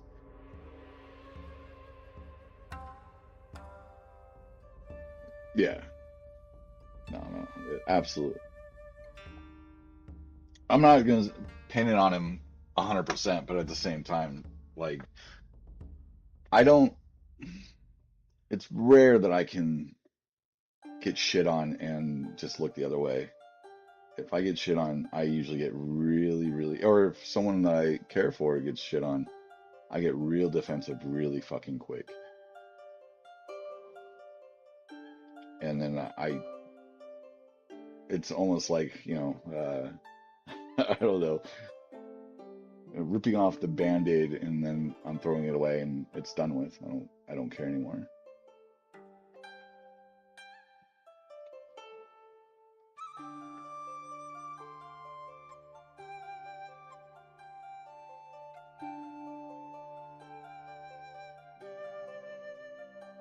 I appreciate it. Yeah. Thank you. And same to you. I mean, it sounds like you're going through this or went through the same thing. It's and doing this stuff, right? it's already stressful as it is. So to add other elements to that just makes shit worse.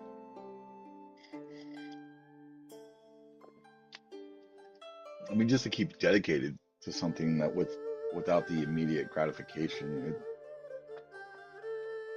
That's also why I started streaming too. It's because I was allowing other things to constantly divert my attention instead of, and then I'd get lazy. I figured if I was going to stream, then I would focus on my craft while promising to be here, kind of thing. Like I'm setting that time off to the side.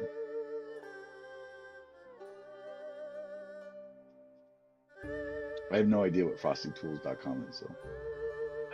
I use it's now it's a new shout out command thing where when you shout somebody out, it looks at all of their old streams and it tells you things that they used to do in their streams.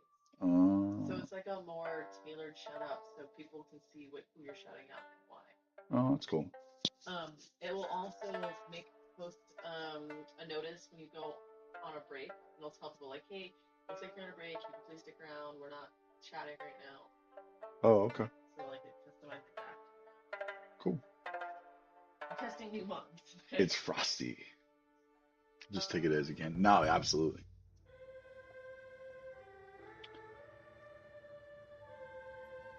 Oh, let's put that down, back down here.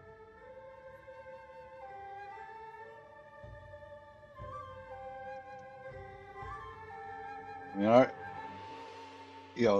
I would say probably in the last year, or not even year, I'd probably say 8 months, like we really started putting putting it down and trying to get through it. So, um, our goal right now is to have the demo done by April, and then even try to get into Steam's Next Fest for June.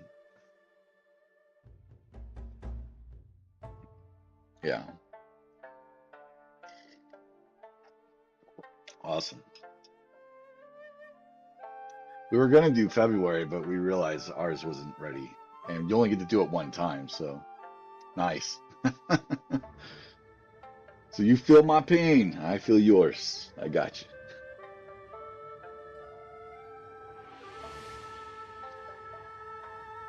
Yeah.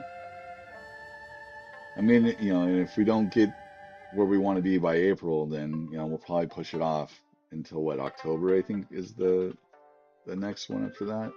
I think it's 3 times a year. But I really want to have something for TwitchCon. Like I really like I don't give a shit if I'm displaying it on my hand and drawing it. I want something to show at TwitchCon uh in October.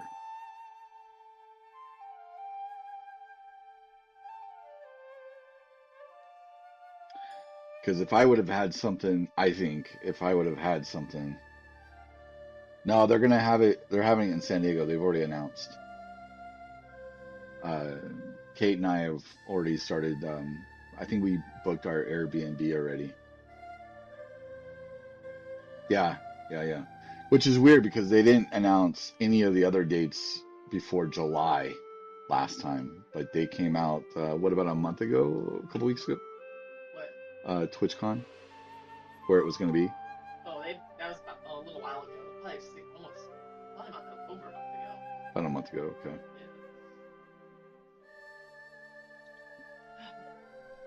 Yeah. Yeah, as soon as we found out, we started making plans. San Diego was beautiful the year before. It When was you go, so much bring entertaining. a cute little pot of shell. Oh, nice. Sorry. Sorry. As much as it was cheaper this year for it to be here, I'll take it in San Diego. And I hate flying, so I mean, like just the atmosphere was better. The everything that was in walking distance, it was just nice. And Kate met G Fuel down there that year. We went. Um, who else did we meet down there? Oh, we met Pseudo, Yeah. which didn't pan out, but I mean she's still cool. Well, So every year I've been to TwitchCon, I've made a really large connection. Yeah, So this year would have been Alienware. Alienware and Crytek. Jesus. Mm-hmm. Yeah. So what's funny is like when I'm teaching my students, they when I say hey, I'm going to TwitchCon, they're like, "Oh, really?" And I'm like, "I'm not going to TwitchCon for what you think. I'm not going to go get people's autographs or any of that." Though this year I might, not for an autograph, but just to get uh, connections, which I guess is essentially what we're doing. Yeah. But yeah, I actually teach game development at the high school level. I used to teach college.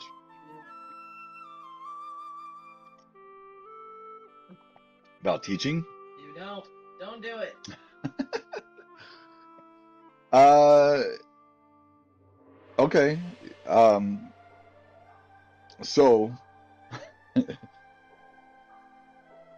game production specifically. So here's the thing. Be careful.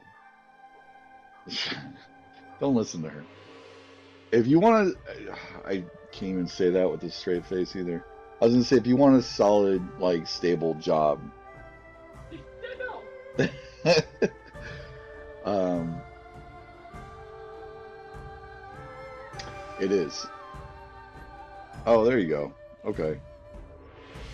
So they're actually closing my program, so which is why she's laughing at it. I got about 2 more years at this particular school, but there's other schools that have the program. The problem is they there's a lot of red tape, a lot of red tape, and the district's not great. So it is what it is. I have some other things that are cooking, so right. No, I mean, like I said, I got 2.5 years essentially. I got the rest of this year and then 2 more years to figure out what I'm doing. I have a charter school who wants to start a game program, and they really, really, really want me. But they're not ready to start the program yet. So they were trying to get me to come in next year to teach computer science. But I want to finish off this program at the school. So I had to turn it down for now, but we're going to stay in contact and we'll see what happens in the next 2 years. All right, we'll do. So here was another thing that I pitched to them was when I was pitching it to my school and the people that I talked to that were in not in my school but in relative positions of power, if you will. I was talking about creating a game studio for the school and then having kids work on a project so that way they would have a shipped title when they got out of high school, which would be huge if you're going to go into this industry, right? And if the game makes it out there, whatever money it generates can go back into the program and so on and so forth. So I was thinking it was a win-win. Obviously, the school I'm at didn't see the value in that, and they actually don't see the value in the program itself. But I was talking to the charter school about this, and they love the idea. Problem is they don't have the space for it, but they're looking to get more land to build that. And she was like, that would be freaking amazing. Um, and so if that was the case, I could bring people in to help me uh, do that, and I think that'd be awesome because I'm not gonna be able to have kids be art directors and creative designers and stuff like that. I think it'd be a brilliant thing. Like it would help kids get more experience. Right. I mean, to have to actually clock in, and the beauty part of it is for me, because a lot of the issues that I've dealt with in the almost 20 years of teaching,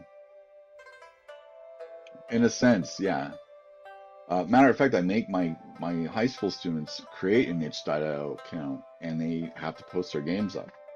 Uh, but I make them just turn it to me. They don't do any promoting to that. But in this case, it would promote that.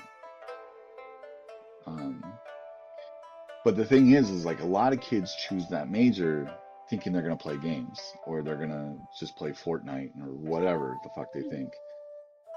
And so I get probably 50-50 of who actually wants to build games and who wants to fuck off. And then out of that 50 who wants to build games, they don't realize how hard it is. And so they get discouraged. So if I could pull from 30% into a studio who actually wants to build games and put effort into it, that's perfect.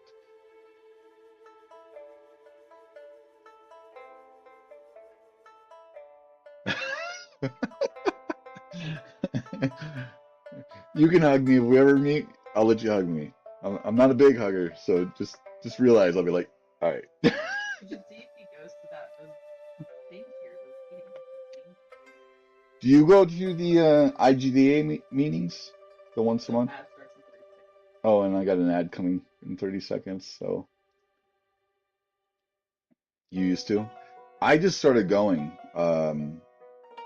last month. I'm gonna go this Tuesday. I got you. That sucks. Yeah, 'cause there's a meeting this Tuesday at 7, I think, and I'm gonna go to that. Some really cool people, actually. I say actually like I was shocked, but you never know.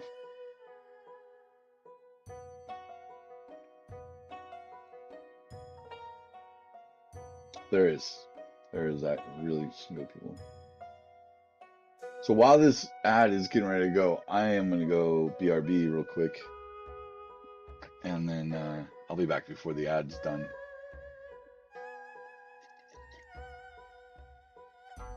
All right. I gotta pee. You need a mic? I did not, so I already heard I had to pee.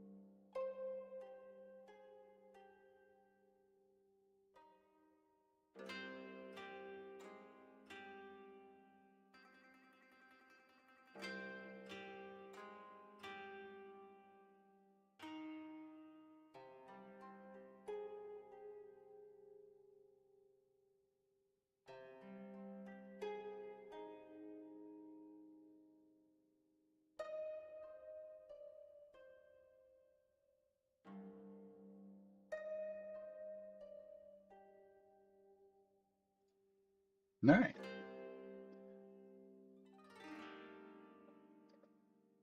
Dev detectives. That was the last hashtag on that. Yeah, I don't know. It's an AI. Gotta give it a break. Yeah, fair. That's kind of cool. I like the idea of it though.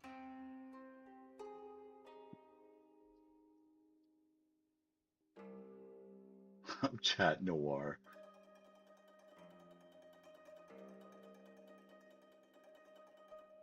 So it wrote all that? Yeah, randomly. Like as soon as the bot came up that said that thank you for your patience, your support during these ads happen, it says stay tuned, the conversation never ends here, and then it shows you the most recent Yeah, conversations because it in chat. says La Reticent shares a tale of lost friendships and growth. Their heart warmed by life. Yeah.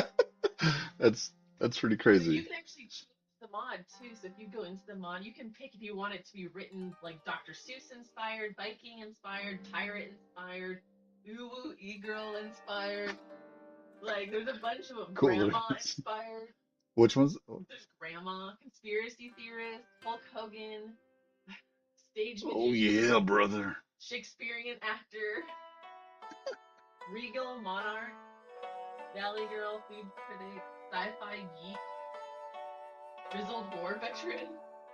So you can pick all these different themes, and that's how they'll write the stuff out, like as a theme.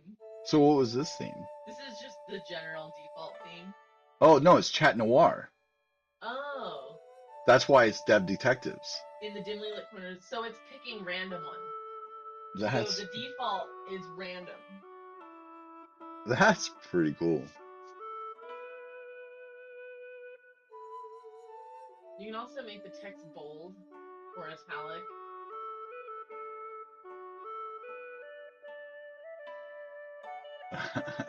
That's pretty cool.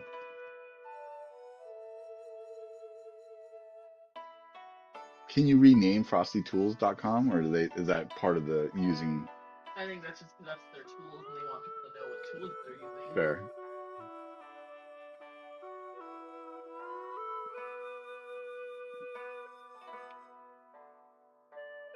So it tells people that the ad was coming because I didn't see it again until. So it didn't show, I don't know if it showed that the ad was coming. It just said, thank you for your patience. I know it because you have the other mod that shows it for whatever reason. It doesn't. It doesn't show me. What's funny is like, because once it goes into it, I see all that. It's just weird. I need to put lotion on this fucking leg. It is super mad at me.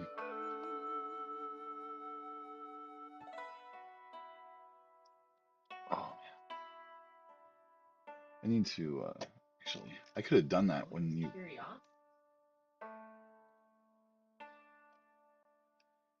I'm gonna try that. Okay.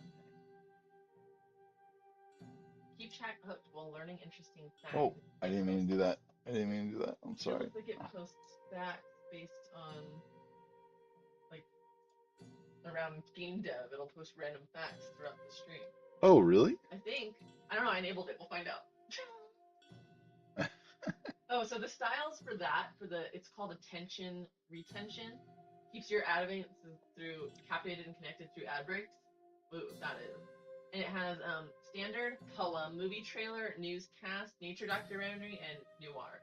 So you can pick one, or you can just have them all random. Huh. In the essence of that. Like how it's typed up. Yeah, yeah, yeah. Okay. So it can either be random, or you can just have one specific. You can also add your own. So like I could put like IT game or like RPG type story. Like I can give it its own prompt if you wanted to. And then you would teach it how to write like No, that? I'm guessing that it would do its own AI search. Hmm. It's interesting.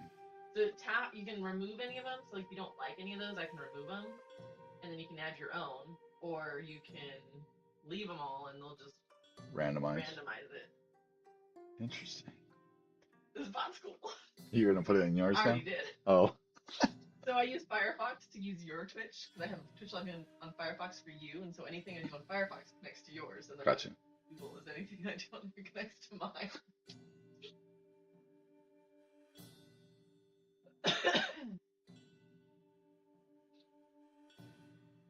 That's fucking cool. That is pretty cool.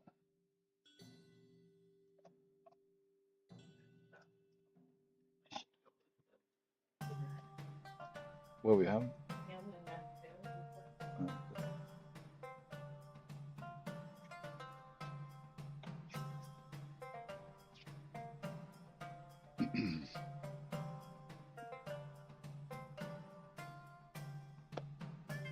Yeah. Alright, let's get rid of some of this stuff. Oh, why? While you're here.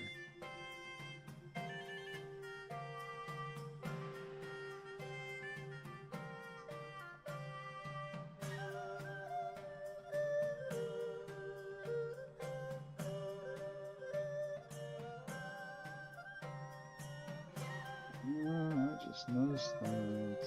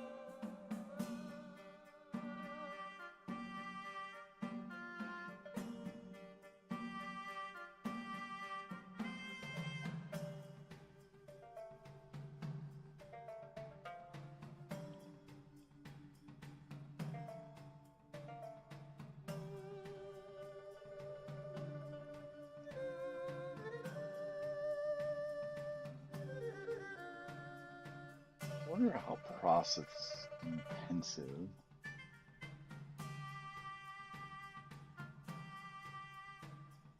That's what I need for those.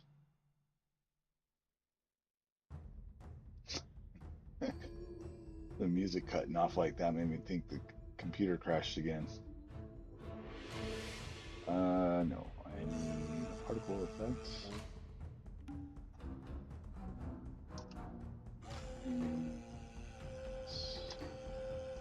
Rotate.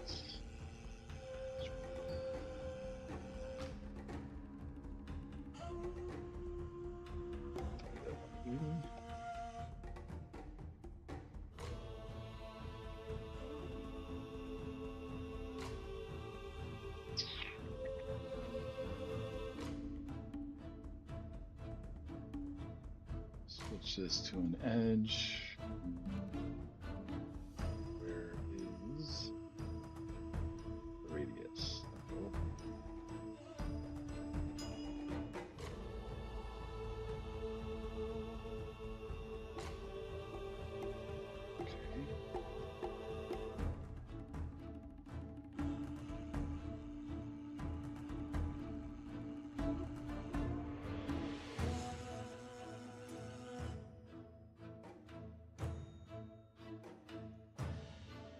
Whoa.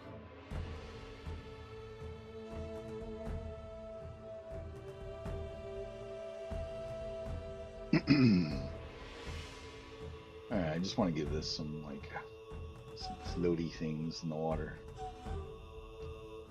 So we're gonna expand our lifetime here.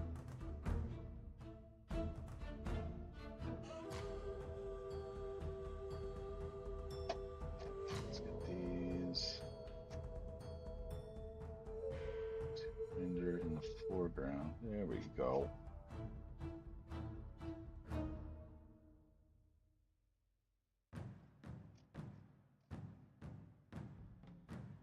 Almost making it there. Let's say 70. Let's make sure.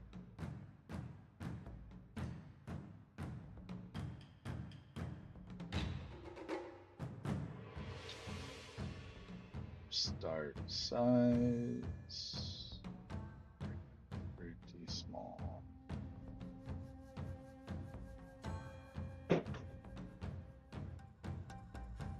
Damn it, Bobby. The hell you doing in there? Add some noise.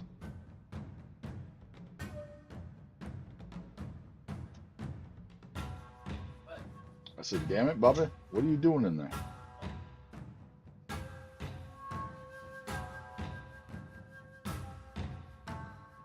I want you to get a rate so I can see. Where's Randy?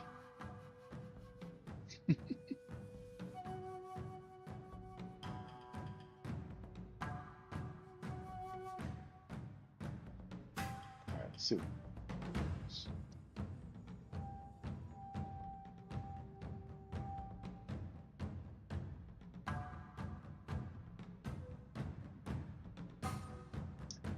Need more particles. More particles. 100.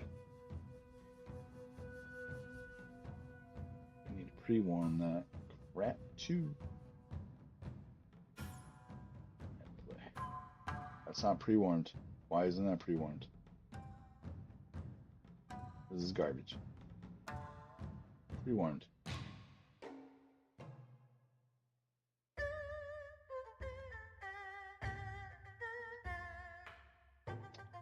It's pre-warming not working. This needs to be pre-warmed too. Let's try this again.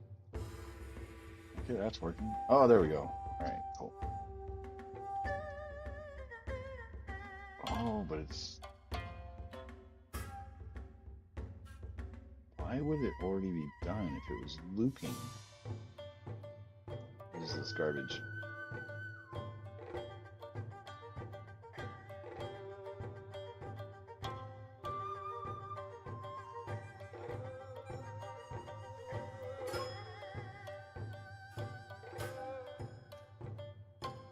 Where'd it go? There it is. Looping, but it's not looping.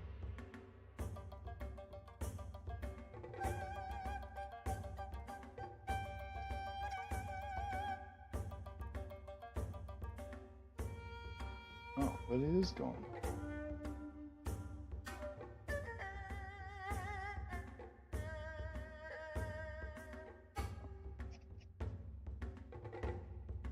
Is it going in waves?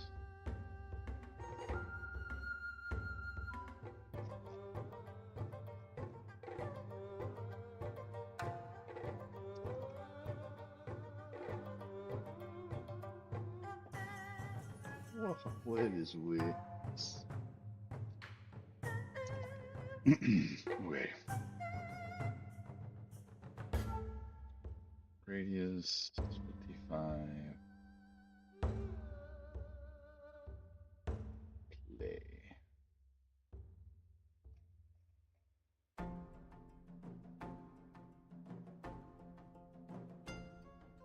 Okay, so we're... Oh, it's hitting 1,000 particles. Gotcha. All right.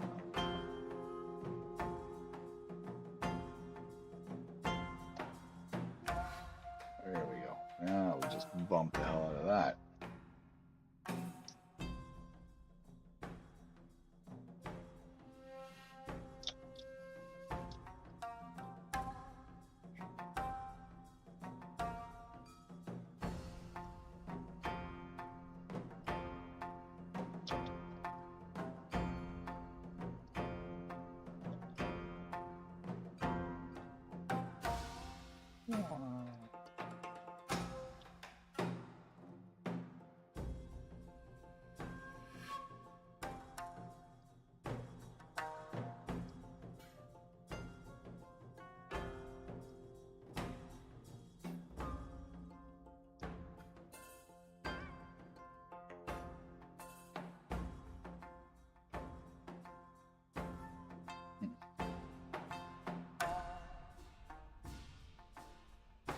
Oh, no worries.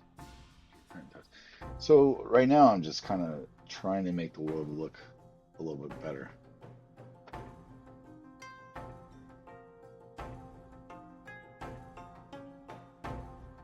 Yeah, are you talking about this part right here?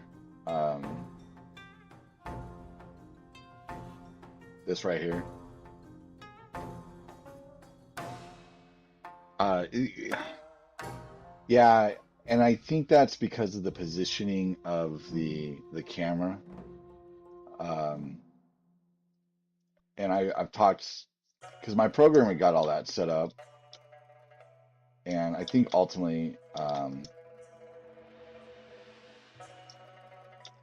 what I want to have is, because like right now there's a trigger right after I break this that the camera will shift. What I want, I think it would be better and maybe even more noticeable that you can do something with it. Because the idea is, it's kind of like borrowing from the old Zelda. Like if there's a crack in it, kind of thing. You can use a bomb to blow it up. And so everywhere where we have like some kind of major crack in it will be a point that you can dash into. Yeah, it's hard to see right now, and I think that has to do with the camera a little bit. So we're probably going to add some type of color variation just to kind of look to give a little bit more of a hey, you can do something with this because we have cracks and breaks in a lot of things, but this in particular, it's just not showing up as good as we thought. And I'm also thinking like if it showed like this on the screen, you might be more engaged to try to bust that linked on the right to show the player there's a hallway. Yeah, no, exactly. That's exactly what I was thinking too. Um,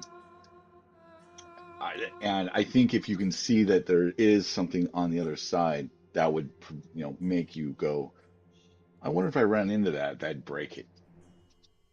Yeah, no, I 1000% agree with you, and I think that will do it too. Because it's similar to this one down here too, right? Like you see this broken piece here. Let's go back to, right? You see this here, and it gives you the idea, well, that's the worst place that I can see. And then even if they try to smash into this, if you look, it's a little darker here, so there's like reinforcement. There we go. A little virtual Wi-Fi. What's up? So that's kind of like what I was thinking too. I think if you can see that there's something on the other side of that'll push you to at least try, right? And that's really what I want the player to do is try to solve the issue. I don't want to, make everything so simple and like you don't have to think about anything. So that's definitely one of the things that I've been pointing out that we need to get that. And I agree. I think just a little bit more showing that chamber over there will get it. I mean, if you think about it, that's what every single level is, right? The level is the teaching of the mechanics, and the boss is to show or to see if the players learn what they were supposed to learn, right? And if you don't, then you go back and you relearn the level kind of thing, right? What's that? Then you die if you don't learn it. And then you die if you didn't learn it. Yeah. So 1000% agreeing with you on that one. Definitely.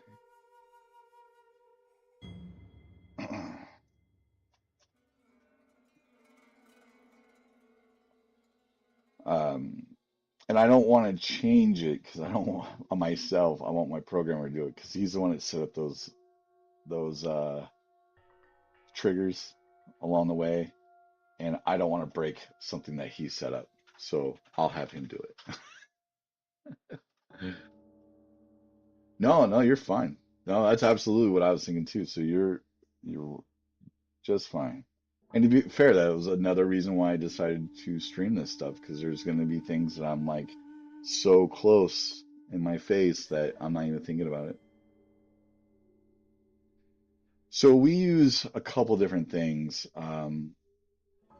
We were using Trello, and my programmer still does use Trello, but now he's using um, Milano? no, I used Milanote to keep the game design document um, together. What is the new? We just started using it, and I really liked it a lot better than Trello. I thought Trello was just too confusing for the sake of being confusing.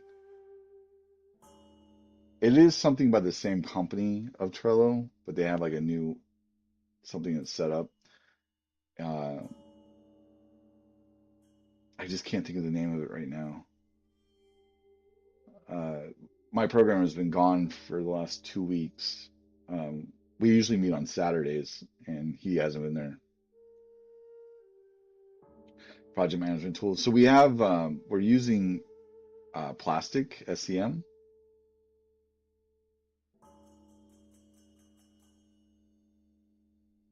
I've never heard of Guire or Choir. Cure. Choir. Choir, I would imagine. I've never seen that. Mm.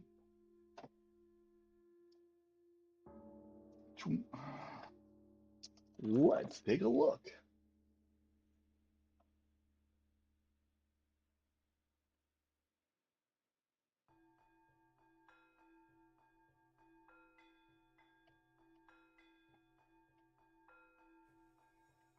Well, that's kind of cool.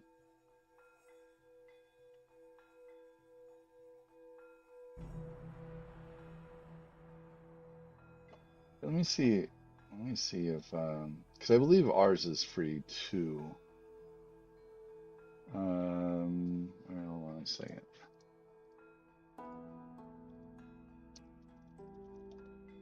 Oh my God. I literally spelled email.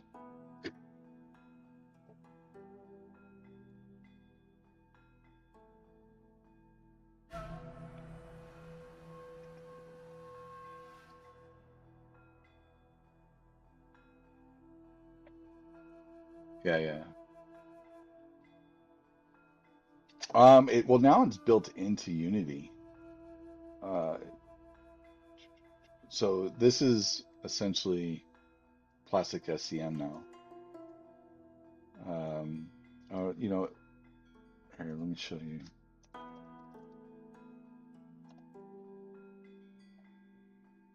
Well, it wasn't. I believe that Plastic SCM also used was used in Unreal, but Unity, I don't know if Unity bought the rights and now they're all Unity based now, or if they just took that version of it and stuck it in there. Plastic's free up to a certain, like, they want you to sign up with everything, but it doesn't charge you until you've gone over a certain. Yeah, yeah, it's version control. Sorry, when I was thinking project management, I was thinking along, these lines, like a version control. But this is essentially what we use for that. As for the other thing, if I can find,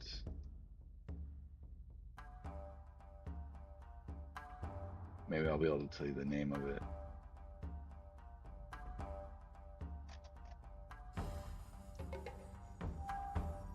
Because he just showed it to us, and this is how he's providing tasks for the programming side.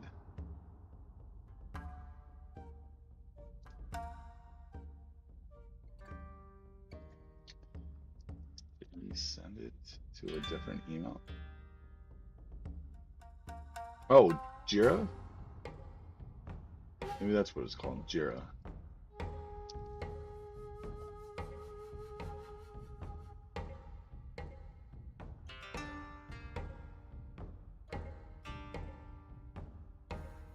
Azure for. I've heard of Azure.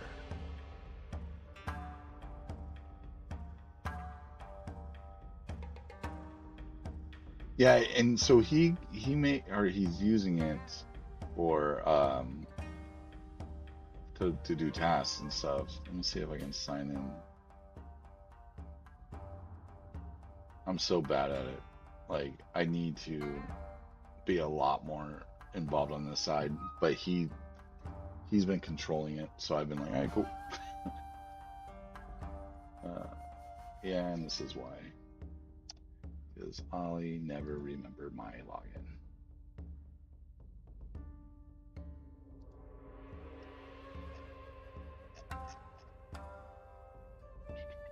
Oh, so I'm already logged in. So what the hell? What the hell, man?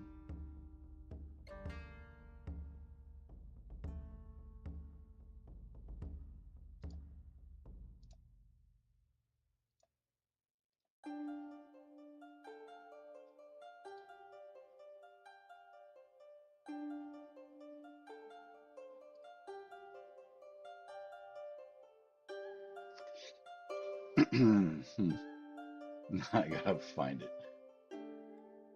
Maybe he linked it. Oh, he did. See, like I make this stuff so much more complicated.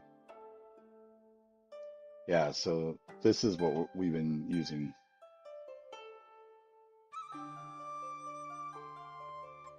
So we just kind of we put in what are they called? Articles and story or an epic.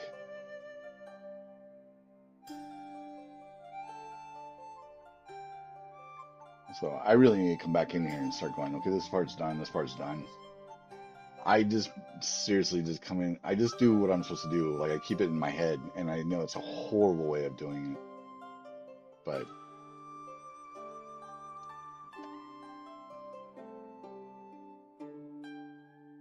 it is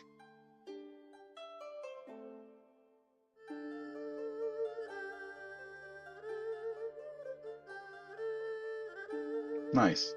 You probably actually know some of my. Actually, you probably know one of my friends. I haven't talked to him in a few years, but he's a senior artist over there, over at Petroglyph. He's still there, as far as I know. And then a lot of my former college students worked over at Petroglyph.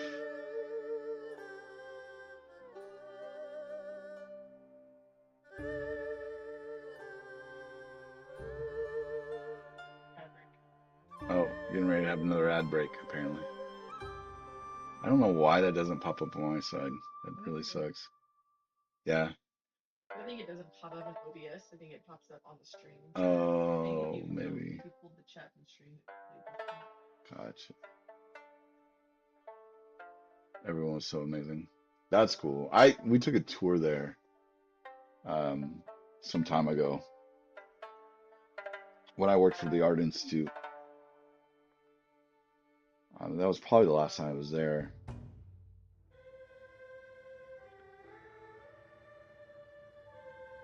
I've had a few friends that work there. AIAD. I don't even remember AIAD. Oh, and then there's the ad. Oh, that's right. That's right. I do remember that school.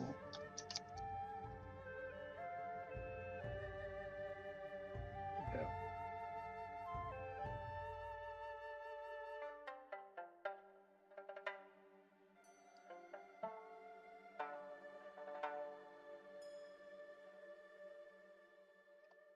is a random trivia that I post.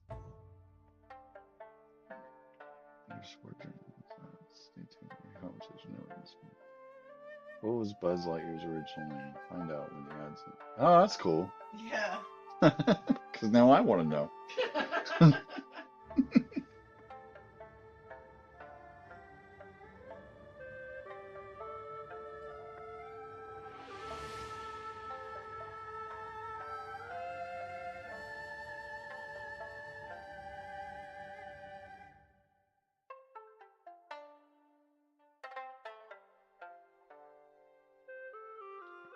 Now we're just all patiently waiting to see what the answer is. Fuck the stream. We got a fucking cool bot.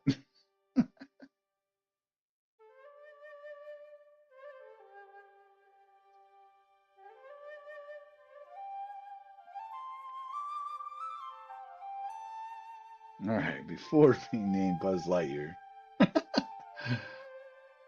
character's original name was Lunar Larry. They made a better decision on that one. Larry. Lunar Larry. That's funny. Not fine.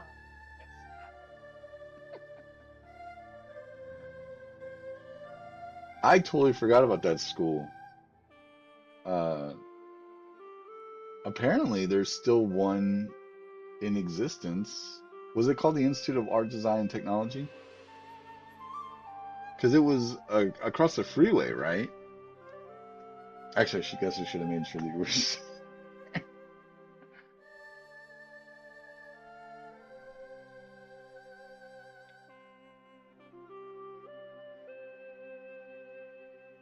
Because I remember, I think a couple teachers came over from that school after they closed.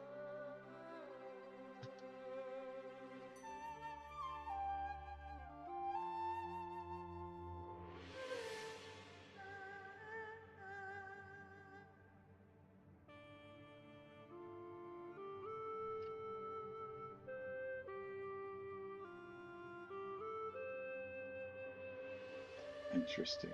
I'm looking at their website right now.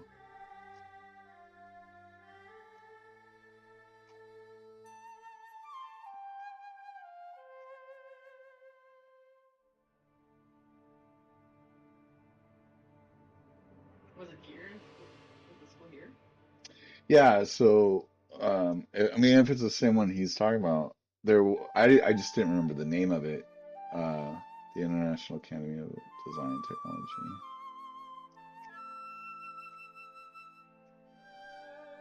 Oh, okay. So maybe this isn't the same. Um, so I did a quick search, and this is the one that came up when I typed in IADT. IADT. I think I do remember that. Maybe I didn't realize where it was. Which art institute though? Wasn't there two locations? Not here. Oh, Yeah, yeah, okay, no, yeah. I do, okay. Yeah, it's on the other side of the 215. That's right. And then, right. I remember that. like where the Cheesecake Factory is? I think it was a little bit more into the, Next to Green Valley yeah, Ranch. yeah. So I do remember, and then I remember when it closed down, I'm pretty sure some of the staff went over. Yeah, yeah. Okay. Yeah, that makes sense. I totally forgot about that until you mentioned that. I remember when that closed down. So was it a bad school? Was it, I mean, obviously they closed down for a reason, but I mean, was it really horrible? And then, or did you get something out of it at least? I mean, you probably didn't get as much out of it as you paid. I don't think anybody ever does.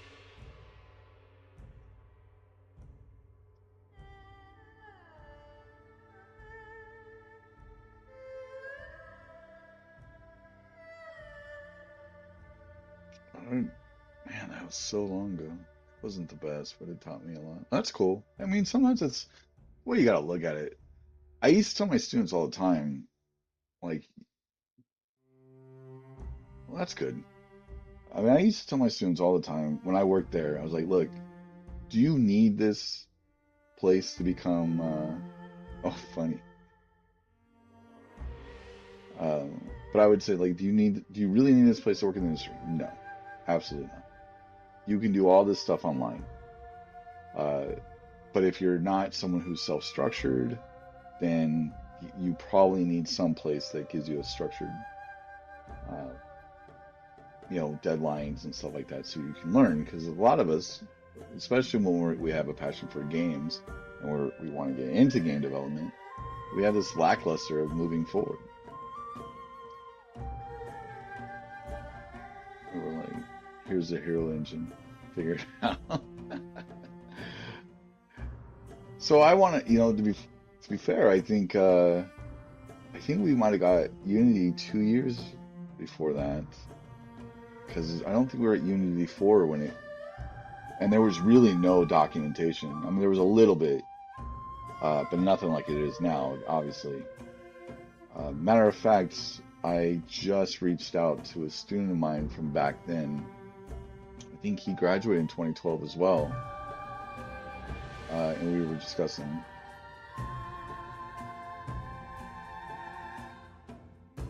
Oh, yeah. Yeah, and the hero engine wasn't very good.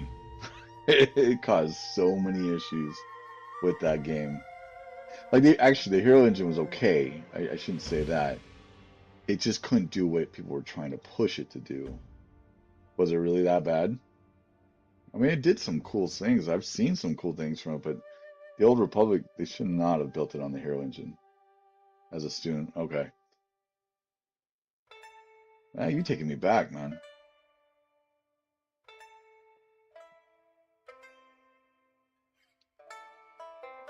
Yeah, fair, fair.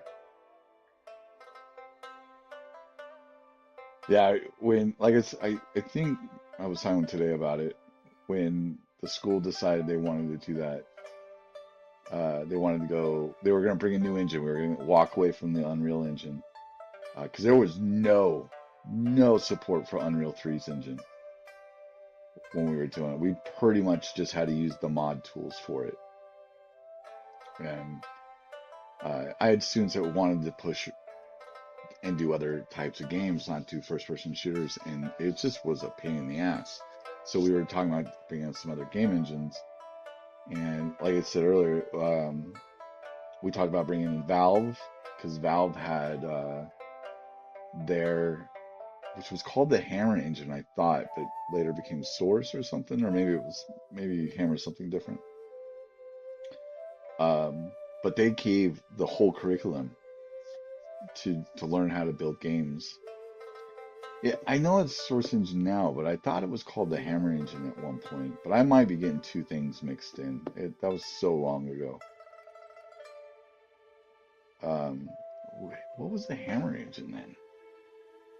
No, see, like, I'm all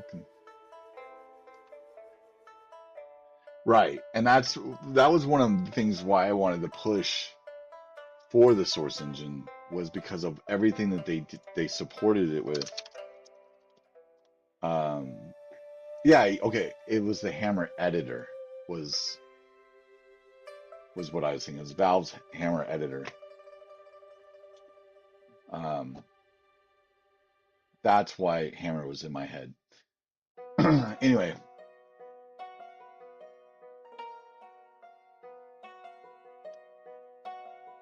gotcha. That makes sense.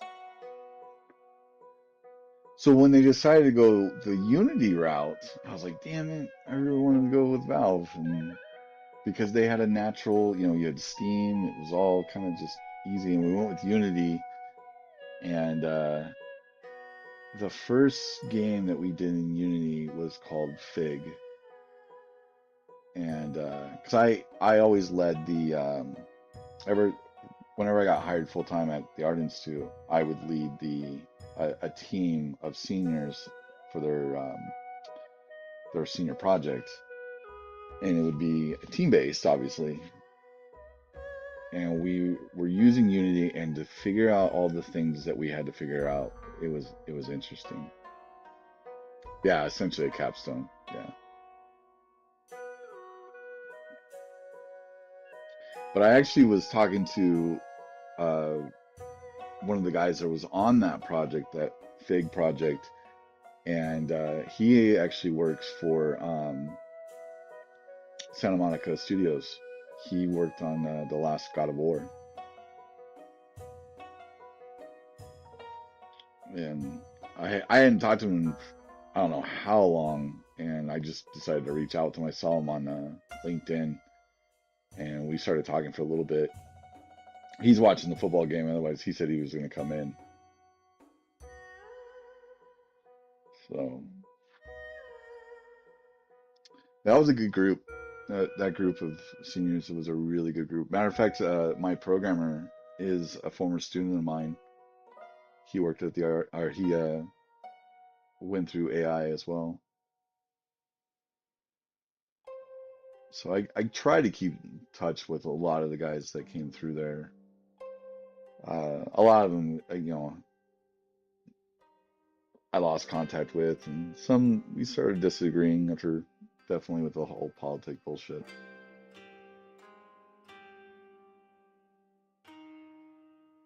Yeah, programmers are hard. They're super hard to get, and ones that are like legitimate programmers. They're not just going off and finding code and swapping it in, which is what I would say I am. Like, I'm not a legitimate programmer, but I know enough to kind of like hack at it until it gets to work.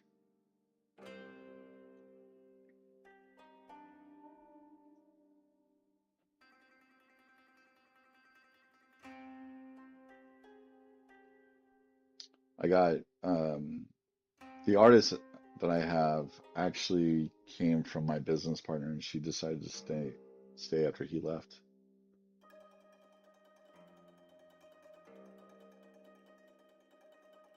So it's just the three of us as right now. Uh, though I think we're getting two programmer interns and maybe two new artist interns. If they work out, then we'll bring them onto the team for a piece of the pie when this game sells millions. I doubt it, but I hope. I would love to be the next Choo Choo Charles. Actually, a better example of what I'd rather be is Cult of Lamb.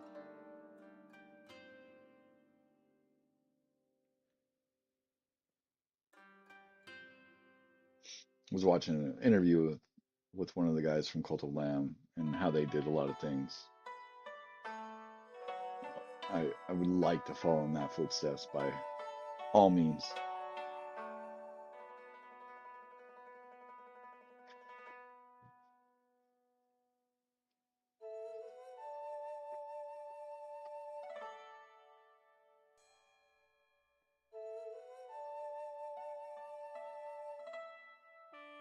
Yeah. Oh, and that's the biggest trick, right? Just keeping focused. 'Cause it is super easy to just go, man, I ain't making anything off of this.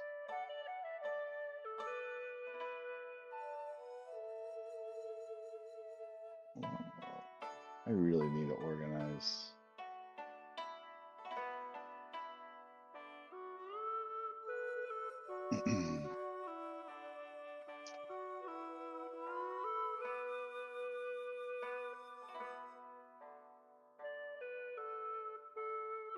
Let's get this up a little bit.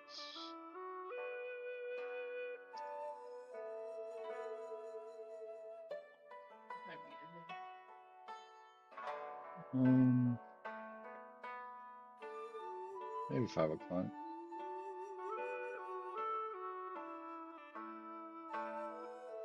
So what's next in development? We really need animation right now, and that's where we're kind of hurting at the moment. Um, I want to get the animations in so we can plug them in. Because like I said, the combat system is actually there, but there's no animation, so it just kind of sits there and creates dots. And so if I can get that integrated in, um, make it just a little prettier. I think we have our interface design. We just got that done yesterday. We just got to implement it. And then the story triggers. I think that's our next two things on our plate, for the demo at least. And then I'm just gonna make things pretty and make sure that the level design is fun and interesting, and like, as you saw, go through things and does this make sense to a player? I have obviously need to eventually go find a group of people that's never played it, which is going to be anybody at this point, and just find out what they struggle with. I'll probably use my students. Any plans on Kickstarter or anything of that sort? I don't know yet. We've talked about Kickstarter a little bit. Um, I don't know yet. So stuff it wants to get you the credits. Oh, yeah, it really is.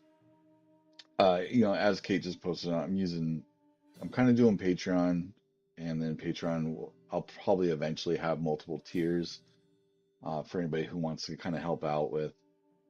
Um, but I kind of want to get a publisher, and so I noticed that Humble Bundle is now doing games.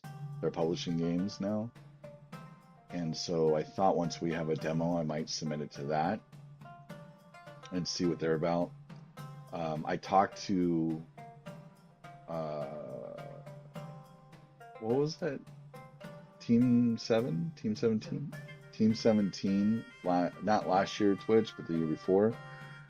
and I was talking to one of their community managers about, asking questions about getting a game published, and they're like, "Well, we need a demo," and I'm like, "Oh yeah, that makes sense." So, and then I don't know if you watch Pirate Software at all. I was man who made Axiom Verge. Be careful of publishers. The first publisher he worked with left him around, and it was such a hassle. Yeah, no, yeah, me too. I found him about 3 months ago, 2 months ago, and I've been constantly watching him. He does, yeah. We were watching him earlier, uh, while he was working on his Minecraft mod. Uh, his stance is you don't need a publisher, and I get his perspective on that. But I'm not solo deving this, and we really don't have. We're all kind of like working when we can on this. Whereas if I get an infusion of money, maybe I can pay for things. Trying to nickel and dime things as we move along has slowed things down too. Like this is the second LLC I've paid for this game because the first one, with the partner bailing, um, that costs me a lot of money, and I don't have that type of money to keep throwing into it. Um, so and I've heard the horror stories with publishers, and I know certain things to look out for. Um, but ultimately, I'll never sign anything, regardless on how much the money looks up front. I will probably go take it to a lawyer and make sure everything's good. That's how the industry is. Having a publisher is a very risky step. Yeah, no, I see the possible importance.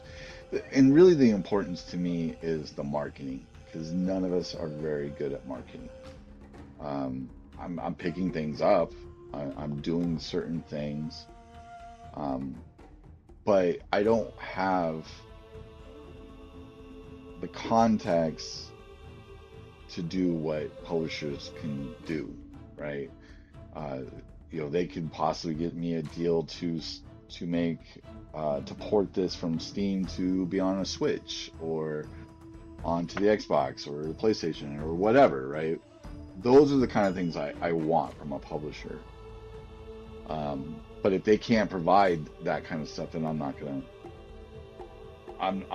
sit there and take $20,000 up front and be like, woohoo, we're rich, and then I have to pay that back, and I'll never be able to pay it back. Um, have you ever watched Thomas Brush? Because Thomas Brush talks a lot about dealing with publishers. Um, I've watched a lot of his stuff about it, and he works with publishers. You haven't heard of him. If you ever, well, he does YouTube. Like he has a lot of videos on YouTube, and he's kind of like Thor. I think he's a lot more arrogant than Thor, but his heart's in the right place. Which is kind of weird to say. Like Thor's just not arrogant at all, but uh, but he wants everybody to make games. Thomas Brush is kind of similar, but he has an agenda too. So as long as you kind of realize that's what he's doing, like Thor doesn't have an agenda. Thor's just trying to make a community and have people come in and get inspired, and it's just a generally awesome guy. Thomas Brush, he runs he has a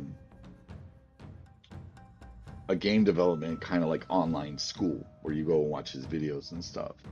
And it's roughly $700 for the main package, and then his little packages are smaller for other things, right? Um, but he'll interview stuff like matter of fact, that's how I saw the interview with the guy from Cult of Lamb. He also interviewed the guy from Choo Choo Charles, and he's interviewed, I think, if I remember right, it was the guy from, oh man, why is that game blank? The bug game, Hollow Knight. Like, so And he talks about his experience because he lost his first game to a publisher. He lost a lot of money. He was 18 when he put it out there. And so he talks a lot about the seriousness of it. Team Jerry, yeah, Hollow Knight's amazing. But that's like that's that's what we all aspire to be, right? It's like the Hollow Knights and the Cult of Lambs, and yeah, at least that's where I want to be. I want to make it to where I can make games for the rest of my life and not to pay for or not to be teaching anymore.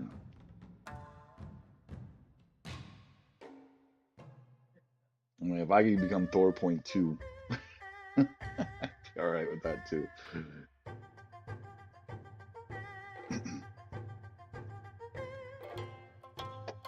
I got a cough. I don't want to cough in your ears.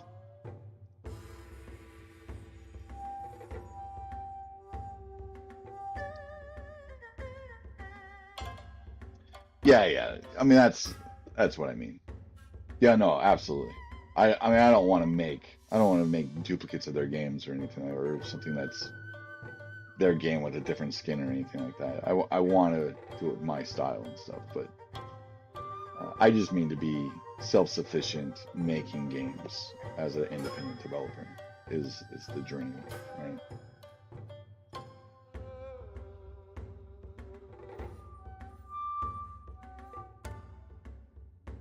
Right, right. And you get that by, if you're in Thor's situation, you get that by creating a huge community on Twitch where at any given time you have around roughly between 8 to 10,000 people watching you. If you're Thomas Brush, you're making games and making video tutorials so that people can watch. I mean, it's like all these guys have good ideas to some degree, um, and they're self-sustaining. I mean, that's what I want to do. I want to be self-sustaining, doing what I love. I've done teaching for almost 2 decades. I'm at my end, I think. Right. I think, and even though I see the flaw in Thomas Brush's approach because it feels disingenuous when he's telling you all this cool stuff that you want to hear, but then he goes into his marketing ad kind of thing. But that's who he is. He's a marketer. Right.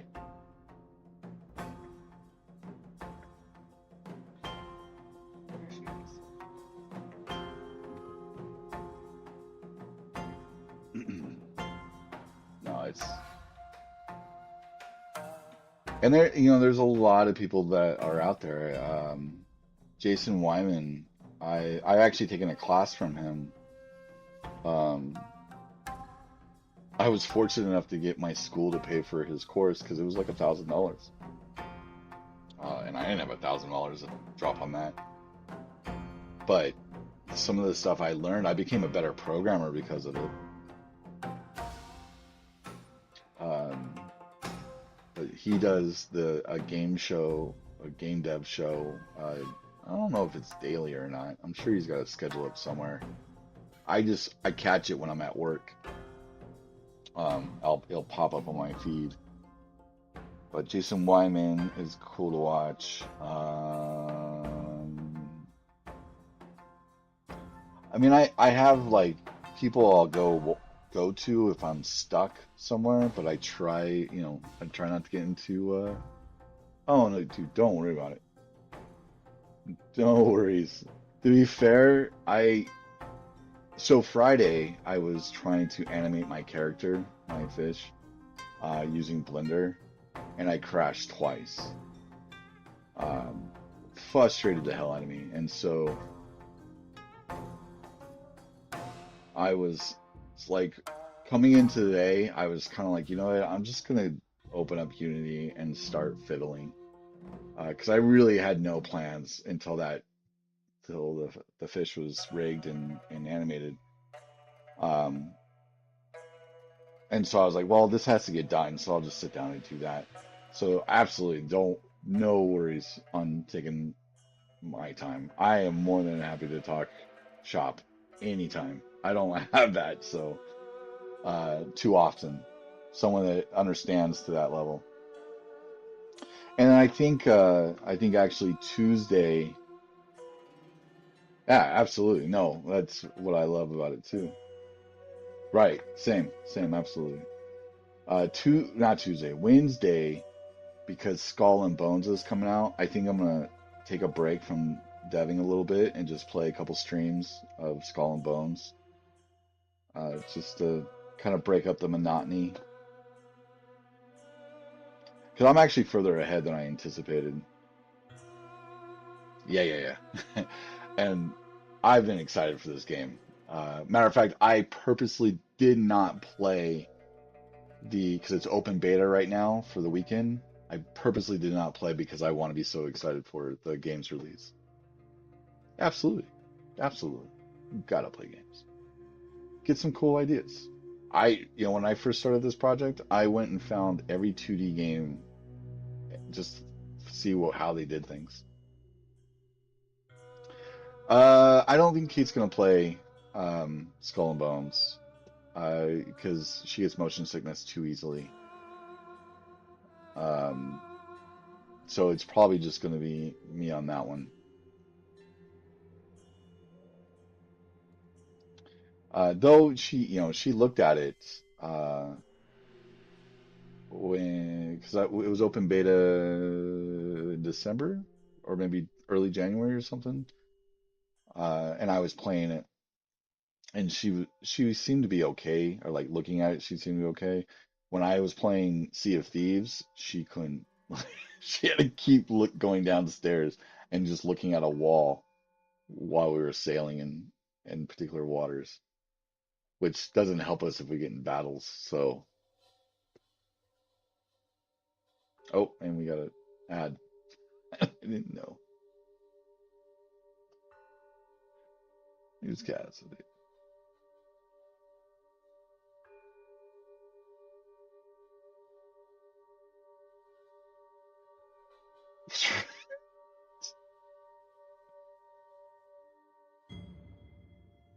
Yeah.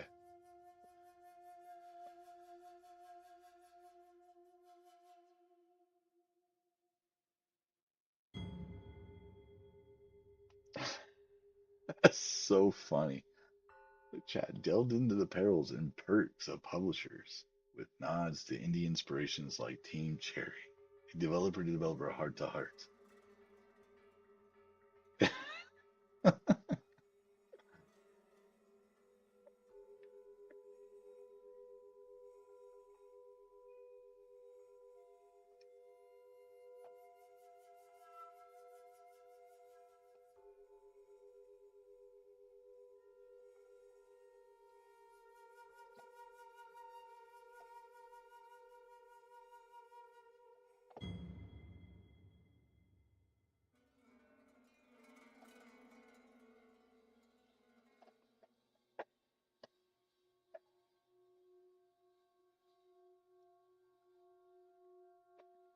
And welcome back. Which Holmes ad was it? Was it the one where the guy asked if they're gonna have boba, or is it the one where they're trying to figure out a nice slogan? It was the boba one. Yeah.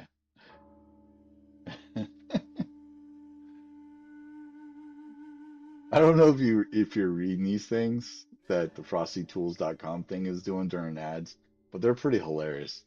Me or who? No, him. Like the way that they narrate, just because it's picking up keywords, it's pretty.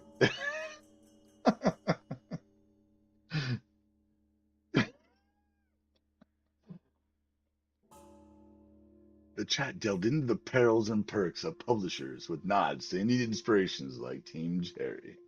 A developer, heart to heart, unfolded, emphasizing community support and balancing dev life with game time. Stay tuned.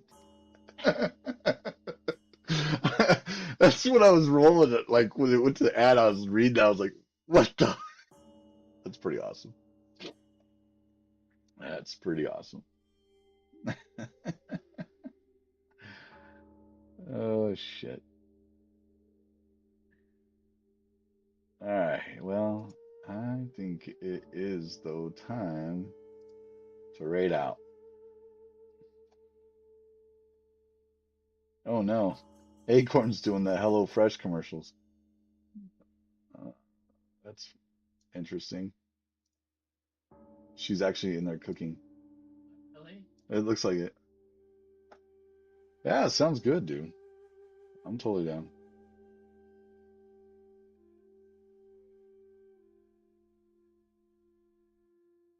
Yeah,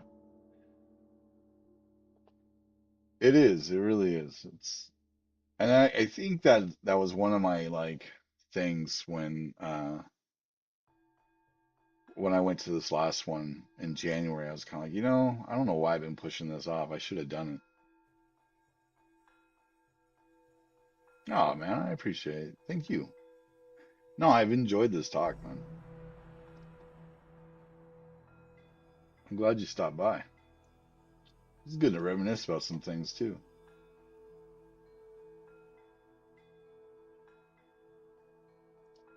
Yeah, absolutely. Oh, never mind. She is not online. Never mind. Not going to her. Why?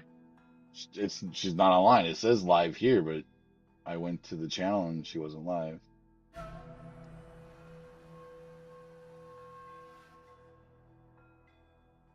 Do you ever have this problem? Can't find someone to raid? That's his life. He's doing Minecraft. Should I do the crossover?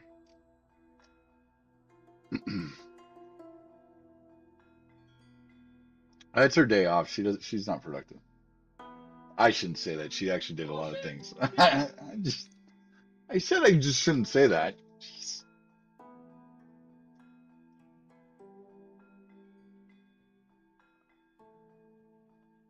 Actually, you know what? I'm gonna raid Kingdom Machine. Kingdom of the Machine.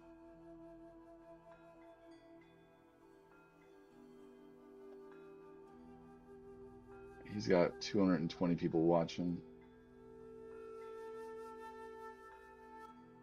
So if you like Sea of Thieves, Loredson, he's a damn good player. Here's a link to his current project on Steam.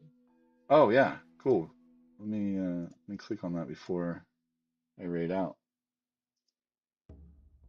I'll check it out. Oh, you already got it in early access. Oh shit.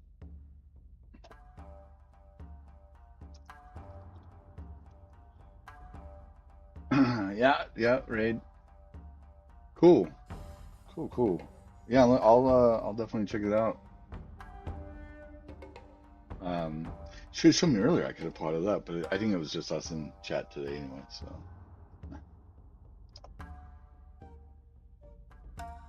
all right. So,